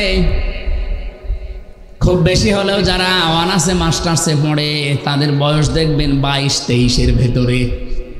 কথা বলেন না কেন? কিছুই বলি না। 18 বছরে আমরা হঠাৎ করে দেখলাম এই 23 বছর 22 বছরের ছেলে মেয়েরা কি এমন অদৃশ্য, কি এমন পেয়েছে, একটা অন্যায় এই শব্দটা সামনে নিয়ে তারা আন্দোলন আরম্ভ করেছিল। মুসা আলাইহিস সালামের সূরা কসসের তাফসীরে পড়েছি, পৃথিবীতে কোনো স্বৈরাচার, জালেম, এদেরকে যদি কেউ হটাতে চায়, সর্বপ্রথম 1 নম্বরে যে কাজটা করা লাগবে, তার নাম জ্ঞান অর্জন করা লাগবে। বেলালে ভাই শিবিরের ছেলে মেয়েদের নাম বলছিল ছাত্রী সংস্থা, ছাত্র শিবির, এমনি বলে নাই। এরা 18 বছর না, বাংলাদেশে 54 বছরই একাধারে। সে 77 সাল থেকে প্রতিষ্ঠিত হওয়ার পর থেকে সবচাইতে বেশি গুরুত্ব দিয়েছে তারা জ্ঞানকে, এলেমকে। এই জন্য আপনি দেখবেন একেবারে নিচ থেকে উপর পর্যন্ত উঠতে হলে চেহারা দেখে দেয় না, দেখে দেয় তার জ্ঞান গরিমা আছে কিনা। কমপক্ষে 42টা বই পড়া লাগে। কয়টা? এখন আরো বেড়েছে। সাথী হওয়ার জন্যে প্রায় 42টা, সদস্য হওয়ার জন্য আমি যখন ছিলাম আমি 72টা পেয়েছিলাম। আপনি চিন্তা করেন 72টা বই আপনার ক্লাসের বই বাদ দিয়ে এক্সট্রা আপনাকে পড়ে পরীক্ষা দেওয়া লাগবে। এখন 81টা হয়ে গেছে। আমি তো সেই 9 সালের কথা বলছি, ওই সময় 72টা ছিল, এখন 81টা বই পড়া লাগবে। তা যেমন তেমন করে পড়ে আপনি নকল করে হবে না, পরীক্ষা দিয়ে পাশ করা লাগবে ওই বইয়ের উপরে। এতটুকু শেষ করেননি, মুসা আলাইহিস সালাম আল্লাহকে বলেছিলেন, রব্বুল আলামিন তুমি যে আমাকে পাঠাতে চাও, ইযহাবি ইলা ফিরআউনা ইন্নাহু তাগা। 23 বছর পরে আমি 23 বছর বয়সে দেশ থেকে পালিয়ে চলে গেলাম, এরপরে ওই দেশ থেকে আবার এসেছি। দেশে আসার পরে তুমি আমাকে ঘোষণা দিলে যে ফেরাউনের কাছে যাও, সে তাগুত হয়ে গেছে। তাগুতের যতগুলো কাজ কারবার আছে আমি 4টা পেয়েছি। এদিকে তাকান, তাগুতের যত কাজ আছে, প্রধান কাজ তাগুতের কয়টা? আরো জোরে বলেন। 1 নম্বরে তাগুত নিজে আল্লাহর আইন মানে না, অন্য কেউ মানবে, মানতেও দেয় না। আরে 15.5 বছর এটা সবচাইতে বেশি হয়েছে। নিজেরা তো মানতোই না, কেউ একটু মানবে, মানতেও দেবে না। এই কোরআনের আয়োজন করা এটা মুসলমানের ইমানের দায়িত্ব। কারণ বাল্লিগু আন্নি ওয়ালাউ আয়া, একটা বাক্য জানা থাকলে পৌঁছিয়ে দাও, এটা ফরজ। এই ফরজ দায়িত্ব পালন করার জন্যই গত বছর এই দিনে এখানে তাফসীর মাহফিলের আয়োজন করেছিল মুহাদ্দিস আমিরুল ইসলাম বেলালী সহ এলাকার মানুষেরা। নাকি লোক দেখানোর জন্যে? বলেন বলেন, যে যতটুকু জানবে ওইটা পৌঁছিয়ে দেবে, এটা নামাজের মতো ফরজ। বাল্লিগ দেয়নি, বাল্লিগু বহু বছর। নবীর আদেশ শুধু হামজার প্রতি একা। যেই বিশ্বাস করে আল্লাহ একজন আছে, রাসূলুল্লাহ আমাদের নেতা, তার কাছে যতটুকু পৌঁছাবে ওইটাই সে যেন ছড়িয়ে দেয়, এটা ফরজ। কারণ বিদায় হজের ভাষণে এই দায়িত্ব নবীজি আমাদেরকে দিয়েছেন। আজ যারা উপস্থিত আছো, যারা অনুপস্থিত, তাদের কাছে পৌঁছিয়ে দেবে, এটা চলবে ইলা ইয়াউমিল কিয়ামা, কিয়ামত পর্যন্ত। 1500 বছর আগে বলেন তো আমরা কি ওই ময়দানে উপস্থিত ছিলাম? বলেন ছিলাম? 1500 বছর পার হয়ে গেছে, কিন্তু হাদিসটা কি শেষ? এর হুকুম চলবে কতদিন? সুতরাং এখান থেকে কিয়ামত পর্যন্ত যারা আসবে তাদের কাছে পৌঁছিয়ে দেওয়ার দায়িত্ব এখন আমাদের। আর এইটা পালন করার জন্য এই লক্ষ লক্ষ টাকা খরচ করে আয়োজন করেছিল। কিন্তু আমি বাগাসরা এসে প্রায় 7-8 ঘন্টা বসে, আপনারা আসতেই দিলেন না। কি হয়ে যেত? বিএনপির মতো এত বড় দল, জামাতের মতো এত বড় দল নড়াচড়াই করাতে পারে নাই, আর আমি 1-1.5 ঘন্টা বক্তব্য দিয়ে জালেমকে হটিয়ে ফেলবো। কি ভয় ছিল আপনার? সুতরাং এই যে ভালো কাজগুলো, ইবাদতগুলো নিজেও করে নাই, মানুষ যে করবে, করতেও দেয় না, এইটার নাম তাগুত। এই তাগুত এলাকায় ছিল না, তার মানে বোঝা যাচ্ছে তাগুত দেশে ছিল। 2 নম্বরে তাগুতের কাজ হচ্ছে, তাগুত যেহেতু ফেরাউন, ও বলেছিল দারুনি আকতুল মুসা, আমাকে ছেড়ে দাও, আমি মুসাকে হত্যা করব। সাতক্ষীরাবাসী মুসাকে হত্যা করার জন্য ফেরাউনের লোকজন ছিল না? কথা বলে না কেন? আকতুল মুসা, আমি নিজে হত্যা করব মুসাকে। কেন এ কথা বললেন? কোরআনের প্রতিটি শব্দ গবেষণামূলক চিন্তা ভাবনা করে এখান থেকে তথ্য নেওয়া লাগবে। তার তো হাজার হাজার লোক লস্কর ছিল, তার সেনাবাহিনী ছিল, প্রশাসন ছিল, ফাঁসি দিতে পারত। কেন সে নিজে বলল আমি মুসাকে হত্যা করব? আইয়ুবাদদিলা দীনাকুম, আমি আশঙ্কা করছি, ইন্নী আখাফু আইয়ুবাদদিলা দীনাকুম আও আইয়ুযহিরা ফিল আরদিল ফাসাদ, সে আমার রাষ্ট্রের নিয়ম নীতি পাল্টিয়ে দেবে। এই পৃথিবীতে যে সমস্ত স্বৈরাচার সরকার বিদায় নিয়েছে তাদের আচরণ এই ছিল, তারা যেই দেখতো যে আমার রাষ্ট্রের বিধান যারা পাল্টাতে পারে তাদেরকে আমি নিজে হাতে হত্যা করব। এ বাংলাদেশেও এরকম একটা ঘটনা ঘটেছে মেজর বজলুল হুদার ক্ষেত্রে। এই কথা বলেন না কেন? যারা এ কাজ করেছিল, আমি তখন নিজে জেলে ছিলাম, নিজে ওই জল্লাদ আমারে বলছিল। মারা গেছে লোকটা, ওই যে শাহজাহান, প্রথম দিন যে তার সাথে আমার দেখা। স্বৈর শাসকের বিরুদ্ধে ও যখনই টের পায় যে না এটা একটু ঝামেলা হতে পারে, তখন আর তারা জীবিত রাখে না। তার বাংলাদেশে উৎকৃষ্ট উদাহরণ শহীদ মীর কাশেম আলী। আপনি কি মনে করেন উনি শুধু জামাত ইসলাম করতো, উনি শুধু বিএনপি করতো এই জন্য ওনারে মেরে ফেলা হয়েছে? না, ওনার মাথাটা মাথা ছিল না, ওনার মাথা ছিল একটা ম্যাগনেট। ইসলামী অর্থনীতিকে পৃথিবীতে প্রতিষ্ঠা করার জন্য যত চতুর্মুখী কাজের আঞ্জাম দিয়েছে এ বাংলাদেশ আজ 54 বছরে এর মধ্যে এরকম আঞ্জাম কেউ দিতে পারে না। অথচ লোকটাকে যাদের ইশারা হোক দুনিয়া থেকে বিদায় করে দিলেন। এরকম মীর কাশেম আলী 100 বছর আর একটা তৈরি হবে? যা তৈরি হয় সব খালি খাই খাই করে, আর উনি শুধু দিয়েছে। এক কথা বলেন না কেন? একটা জিনিসও কবরে নিয়ে গেছে। তার তৈরি করা যত কিছু এখন লক্ষ লক্ষ মানুষের কর্মসংস্থান তৈরি হয়েছে। আপনি ফতোয়াবাজি করেন, আপনি কি বানিয়েছেন? সেই ইসলামী ব্যাংক বানিয়েছে, ইবনে সিনা বানিয়েছে, ইসলামী ব্যাংক হাসপাতাল বানিয়েছে। আপনি চট্টগ্রাম বিভাগে যান, বান্দরবন, খাগড়াছড়ি, ওদিকে সিলেট, মৌলভীবাজার, যত কিছু দেখবেন হাজার হাজার লক্ষ লক্ষ মানুষের জন্য তার যে অবদান। আমার নিজে কারারক্ষী এসে বলছিল কুতুব ভাই যে হামজা ভাই এই লোকটার যেদিন ফাঁসি হবে সেই দিন আমি নিজে, আমারে বলছে এনারে প্রস্তুতি নিতে বলো। আমি যে বললাম যে স্যার আপনার আর বেশি সময় নেই, মাত্র 3 ঘন্টা আছে, আপনি সেজে গুজে প্রস্তুতি নেন, জল্লাদ চলে আসবে। উনি আমারে বলছে এখনো 3 ঘন্টা, আমি 2 ঘন্টা ঘুমালাম, তুমি আমারে 1 ঘন্টা আগে ডাক দিও। দেখলাম ঠিক উনি ঘুমিয়ে গেছে। 1 ঘন্টা আগে ডাকলাম, ঘুম থেকে উঠে উনি গোসল করলেন, ওযু করার পরে এশার নামাজ শেষ করলেন। আমারে বলছে কুতুব ভাই আমি রেডি আছি, আপনি জল্লাদকে ডাক দেন। মনে হচ্ছে উনি শ্বশুর বাড়ি যাবে। আমারও দায়িত্ব ছিল এই লোকটা। আমারে বলছে হামজা ভাই আমি ওই দিন থেকে এখনো পর্যন্ত মিলাতে পারি না যে ওনার 3 ঘন্টা পরে ফাঁসি, ওনার ছেলে ব্যারিস্টার আরমান গুম হয়ে আছে, ওনার স্ত্রী হাসপাতালের বেডে, ওনার লক্ষ লক্ষ দলীয় লোকজন সব পালিয়ে বেড়াচ্ছে জেলখানায়, তো ওনার ঘুম আসলো কি করে? আমি বললাম কুতুব ভাই আপনি বসেন না, আমি বুঝে ফেলেছি। সূরা হামিম সেজদার 30 নম্বর আয়াত আমারে 1500 বছর আগে জানিয়েছে। ইন্নাল্লাযীনা ক্বালু রাব্বুনাল্লাহ সুম্মা ইসতাকামু তাতানাজ্জালু আলাইহিমুল মালাইকা। রব্বুল আলামিন বলেন অবশ্যই যারা এই কথা বলতে পারে আমাদের রব আল্লাহ, আর এর উপরে টিকে থাকে, তাতানাজ্জালু আলাইহিমুল মালাইকা। আল্লাহ কিন্তু তাতানাজ্জালু এটা মজারে দিয়েছেন, বর্তমান, ভবিষ্যৎ, প্রেজেন্ট, ফিউচার। মালাকুন না দিয়ে মালাইকা বহু বচন দিয়েছেন। আল্লাহ পাক বলেন তাদের জন্য আমি আল্লাহ ফেরেশতা, লক্ষ লক্ষ ফেরেশতা নাজিল করছি, করব।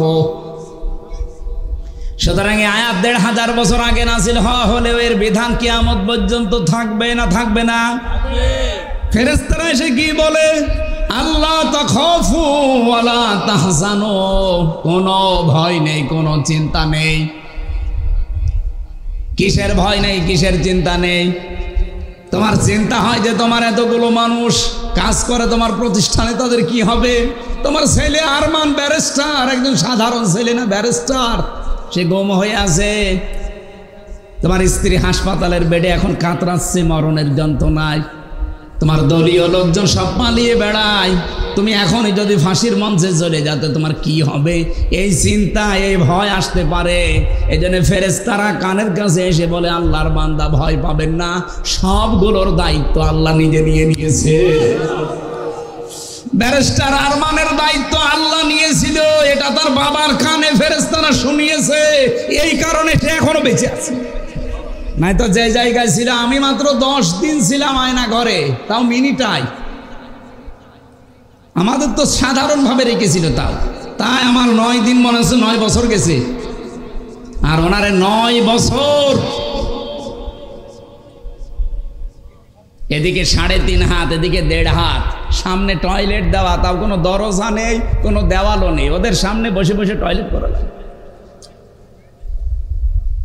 এইভাবে হাত বেঁধে দেয় চেয়ারে। আমি নিজে দেখেছি, আমার সামনে নিয়ে গেছে একজনে, আমারও মাটির নিচে নিয়েছিল, হাত পা বেঁধে, চোখ বেঁধে। আমার চেয়ারে বসাইনি, কিন্তু আমার আগে যারে নিয়েছিল ছাত্র দলের একজনকে, সে বলছিল যে আমার চেয়ারে বসিয়েছে, এই হাতের সাথে আর পায়ের সাথে ক্লিপ লাগিয়ে দেয়, এই গলার সাথে বেল্ট বেঁধে দেয়, একবার শুধু সুইচ টিপ দেয়, 1 মিনিটে 120 বার ঘোরে। আপনার মাথার মগজ সব এলোমেলো হয়ে যাবে। 1 মিনিট পরে মনে হবে আমি 10টা দুনিয়া দেখতে পাচ্ছি। টয়লেট করার জন্য 24 ঘন্টায় মাত্র 1.5-2 মিনিট সময় দিত। 1.5-2 মিনিটে মানুষের টয়লেট হয়। আমার সাথে মুফতি ফখরুল ভাই ছিল, উনি বলছিল হামজা ভাই আপনার সাথে কি করেছে আমি জানি না, আমার র্যাবে তুলে নিয়ে গিয়েছিল ওই মাটির নিচে, ওটা উত্তরাতে, মাটির নিচে নিয়ে এই যে পায়ের ভেতর দিয়ে ভাবে হাত দিয়েছে, দিয়ে সামনে লোহার ব্যারিকেড দেওয়া, ওর সাথে হাতে হ্যান্ডকাপ লাগিয়ে দিয়েছে। 24 ঘন্টা বসে থাকতাম। এই যে শুয়ে থাকা, এটা যে কত বড় নিয়ামত আমি এখন টের পাচ্ছি। সকালে কয়টা পচা ছোলা দিয়ে যেত, আর দুপুরবেলা এক মট ভাত দিত, তা মনে হচ্ছে কেউ মাখিয়ে দিয়েছে।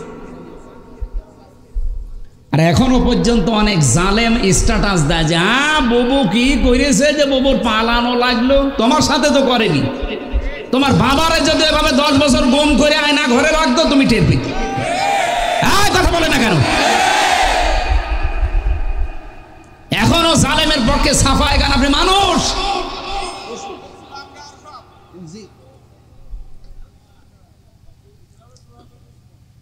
বেলালি ভাই বলছিল না যে ওদের বিচার না হওয়া পর্যন্ত ওদের নির্বাচনে আসা। কিসের নির্বাচন? নির্বাচনই হয় দেশে জায়েজ নেই। আগে ওদের বিচার পুরাটা হবে, তারপরে। আমি ভিকটিম তো, আমি নিজে দেখেছি যা করেছে। আমার মা মাতালি তুলে গালি দিত।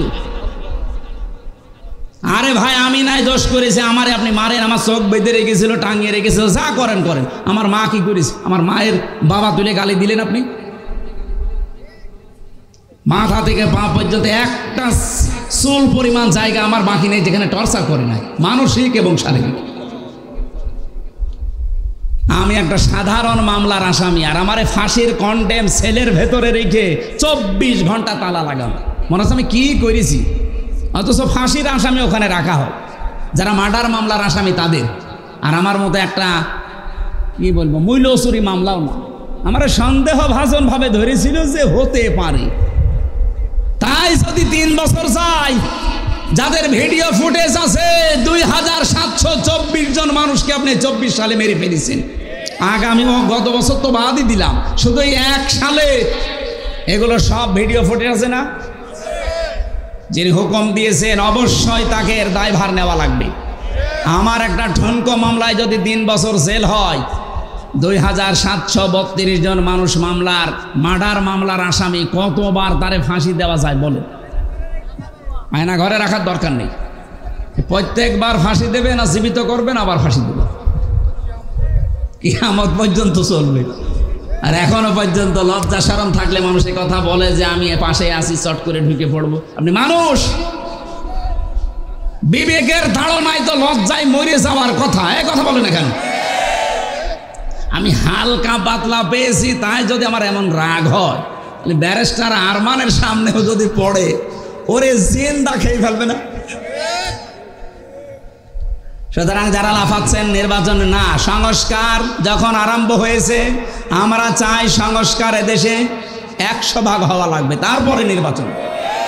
নাই না দিলে ওই আগের মতো আবার দিনের ভোট রাতে হয়ে যাবে। আমার 33 বছর বয়স, 92 সালে আমার জন্ম। 18 বছর থেকে যদি ভোট দিতে আরম্ভ করতাম, আমি 3 বার ভোট দিতে পারতাম, একবারও পারিনি। তার মানে এদেশে নির্বাচন হয়েছে। আমি যে কথা বলতে চাচ্ছিলাম, স্বৈরাচারকে হটানোর জন্য সর্বপ্রথম কি লাগে বলেন তো? হযরতে মুসা আলাইহিস সালাম আল্লাহকে বলেছিলেন রব্বি জিদনি, বলেন না কেন? রব্বি জিদনি ইলমা, হে আল্লাহ তুমি আমার জ্ঞান বাড়িয়ে দাও। শুধু জ্ঞান থাকলে স্বৈরাচারের মোকাবেলা করা যায় না। 2 নম্বরে শক্তি লাগে। কি লাগে? আল্লাহ রাব্বুল আলামিন এইটা জানিয়েছেন, সাহস লাগবে, শক্তি লাগবে। ক্বালা রাব্বিশরাহ লি সাদরি ওয়ায়াসসিরলি আমরি ওয়াহলুল উকদাতাম মিন লিসানি ইলা আখির আয়াত। হযরত মুসা এটা চেয়ে নিয়েছিলেন, হে আল্লাহ স্বৈরাচারের সামনে দাঁড়াতে হলে শুধু আমার জ্ঞান দিয়েই হবে না, কারণ জ্ঞানের কথা তারা বুঝবে। বলেন না কেন? না, স্বৈরাচার জ্ঞানের কথা বোঝে না। জ্ঞানের কথা যদি বুঝতো, আমাদের শিক্ষা ব্যবস্থায় তারা আলু ভাজি, ডিম ভাজি, পটল ভাজি দিত না। জ্ঞানের কথাগুলো তারা বোঝে নাই। এই জন্য আমরা এখন চাচ্ছি যিনি আছেন দুইজন নবীর নাম তার মোহাম্মদ, ইউনুস, কয়জন?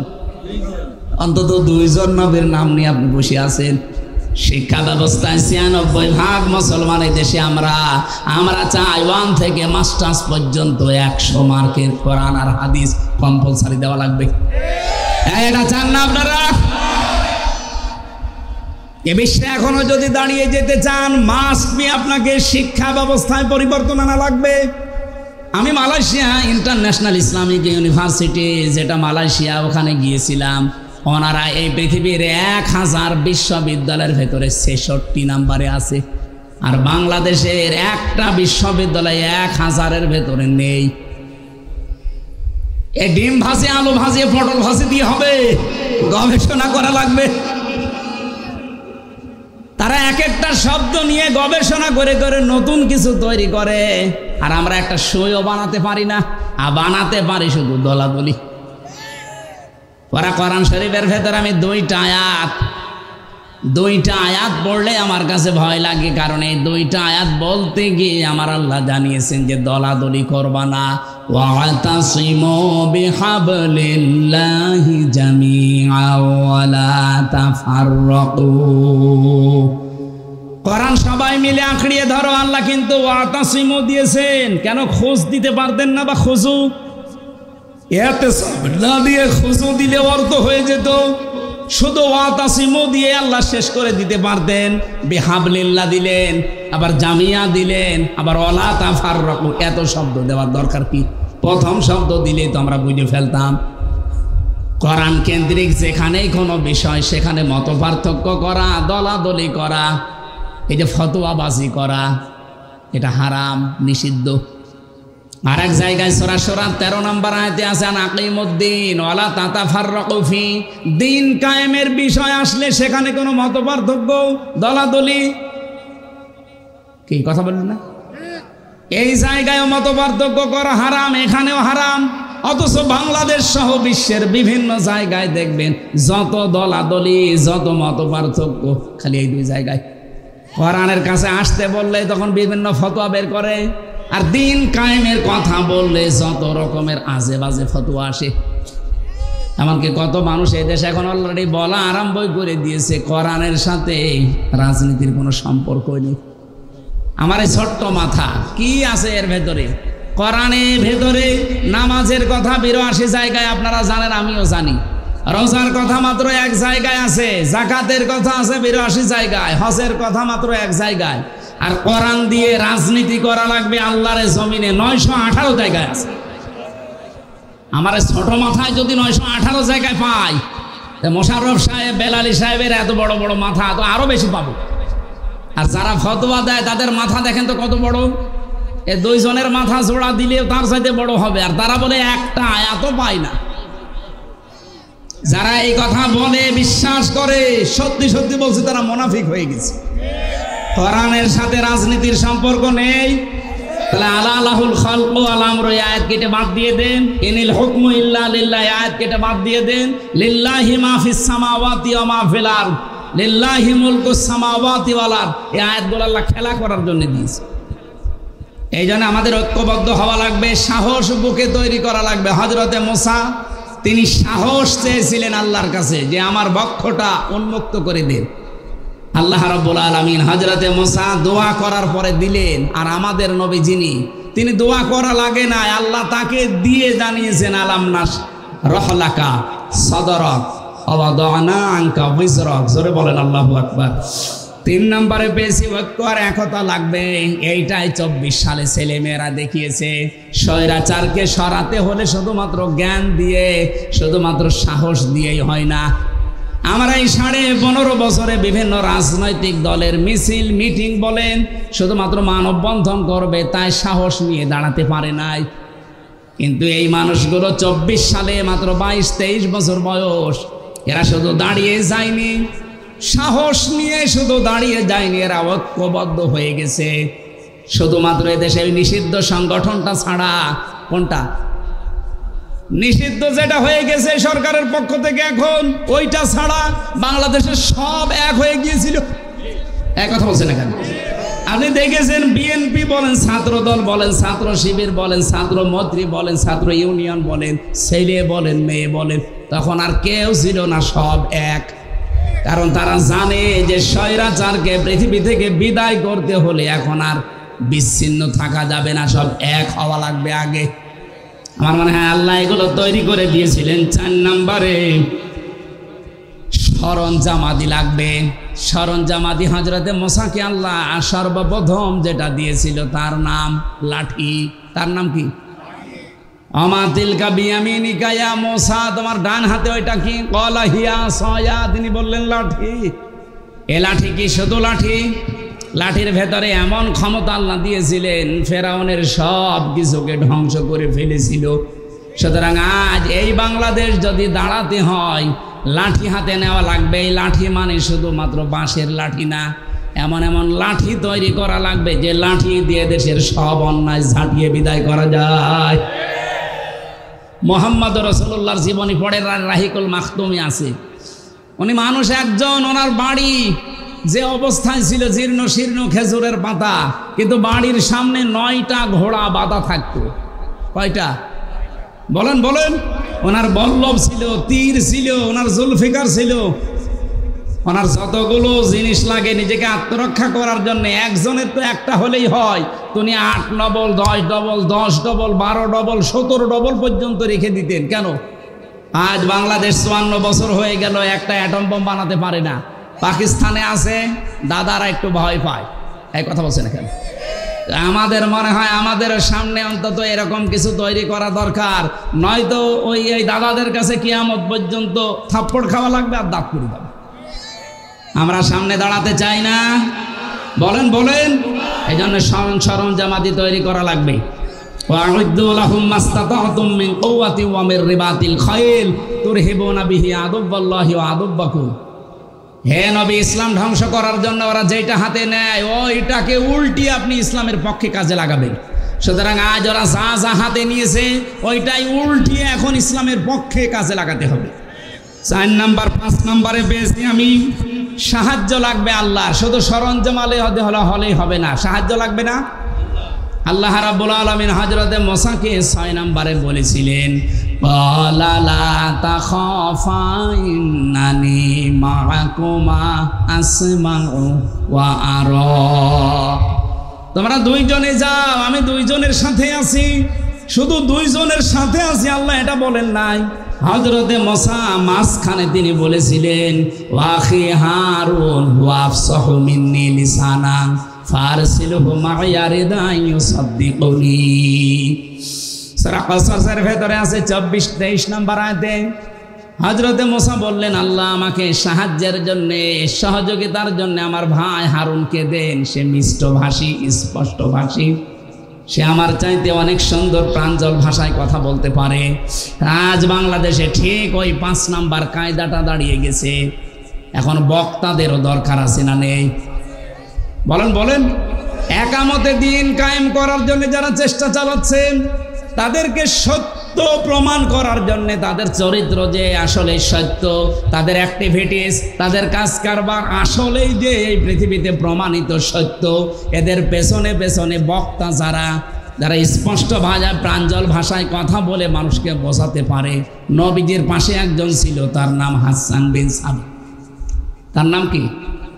আমাদের বাংলাদেশে এরকম হাজারো বেলালি দরকার আছে, যারা এই কথাগুলো মানুষের সামনে প্রাঞ্জল ভাষায় একামতে দিন প্রতিষ্ঠা করার পক্ষে হারুন আলাইহিস সালামের মতো কাজে লাগতে পারে। সে সময় এখন চলছে, আমরা কাজে লাগাতে চাই ইনশাআল্লাহ। আল্লাহ পাক বলেন, মুসা ময়দানে ছেড়ে দিয়ে শুধু আমি আরশে বসে বসে তামসা দেখি না, আসমাউ ওয়া আরা, আমি সব শুনতে পাচ্ছি এবং আমি সব দেখতে পাচ্ছি। সুতরাং এখন আমাদের দেশের যে অবস্থা, এই অবস্থায় আমার আল্লাহ অবশ্যই আমাদেরকে দেখছেন। আমাদের ইখলাস, আমাদের অ্যাক্টিভিটিস, কাজ কারবার এগুলো আরো বাড়াতে হবে। মা বোনেরা যারা এসেছেন, ওয়াজাদাকা দাল্লান ফাহাদা, আমি এমনি বলি না। হযরতে মুসাকে আল্লাহ পাক বলেছিলেন আসমাউ ওয়া আরা, আমি সব দেখতে পাচ্ছি। এবং সাধু রাসূলুল্লাহকে আল্লাহ বলেছিলেন, হে রাসূল, আপনাকেও আমি দেখতে পাচ্ছি। আপনি পথ অনুসন্ধানের জন্যে খোঁজ করতে আছেন, আপনি পথ সম্পর্কে অনবহিত আছেন, পথ সম্পর্কে আপনি জ্ঞাত নেই, আপনাকে আমি পথের দিশা দিয়েছি, সেই পথের দিশা এখন সামনে আসতেছে। এই পথ পাওয়ার জন্য একটাই মাত্র মাধ্যম পথ, তার নাম কোরআন। তার নাম কি? কোরআনের এই মাদ্রাসা আপনারা যারাই প্রতিষ্ঠিত করেছেন, আল্লাহ রাব্বুল আলামিন এখান থেকে আমাদের হেদায়েতের মশাল এবং পথ যেন প্রশস্ত করে দেন, বলেন আমিন। মা বোনেরা যারা এসেছেন, আপনাদের আদর্শ বানাবেন হযরতে খাদিজাতুল কুবরা রাদিয়াল্লাহু তাআলা আনহাকে। আমি খাদিজার জীবন থেকে বলছি, জীবনে তিনি এক ওয়াক্ত নামাজ পড়েননি, একটা রোজা রাখেননি, জীবনে একটা বারও হজ করেননি, একটা টাকা যাকাত দেননি, কোনোদিন একদিনও পর্দায় থাকেননি, কিন্তু আল্লাহ তাকে জান্নাতের সুসংবাদ দিয়েছিলেন শুধুমাত্র স্বামীর খেদমতের কারণে। আল্লাহ রাব্বুল আলামিন স্বামীর খেদমতের মাধ্যমে খাদিজাতুল কুবরার সাথে আপনাদেরও পরকালে যেন জান্নাতুল ফেরদাউসে একটা ঘর আপনাদের জন্য আল্লাহ তৈরি করে রাখেন, আমিন। আজকে অনেক রাত হয়ে গেছে, আমি আর কথা বাড়ালাম না। যতটুকু বলেছি আল্লাহ আমল করার তৌফিক দিন, হেদায়েতের রাস্তা আল্লাহ আমাদের জন্য সহজ করে দিন। বারাকাল্লাহু লানা ওয়া লাকুম ফিল কুরআনিল আযীম। আসসালামু আলাইকুম। সম্মানিত হাজিরিন, আপনারা উঠছেন, দোয়া না করে যাবেন। এই যেখানে শত শত না হাজার মানুষ ঘুমিয়েছে কবরস্থান, আমি আপনাদের বিনয়ের সাথে অনুরোধ করছি, আমরা একটু দোয়া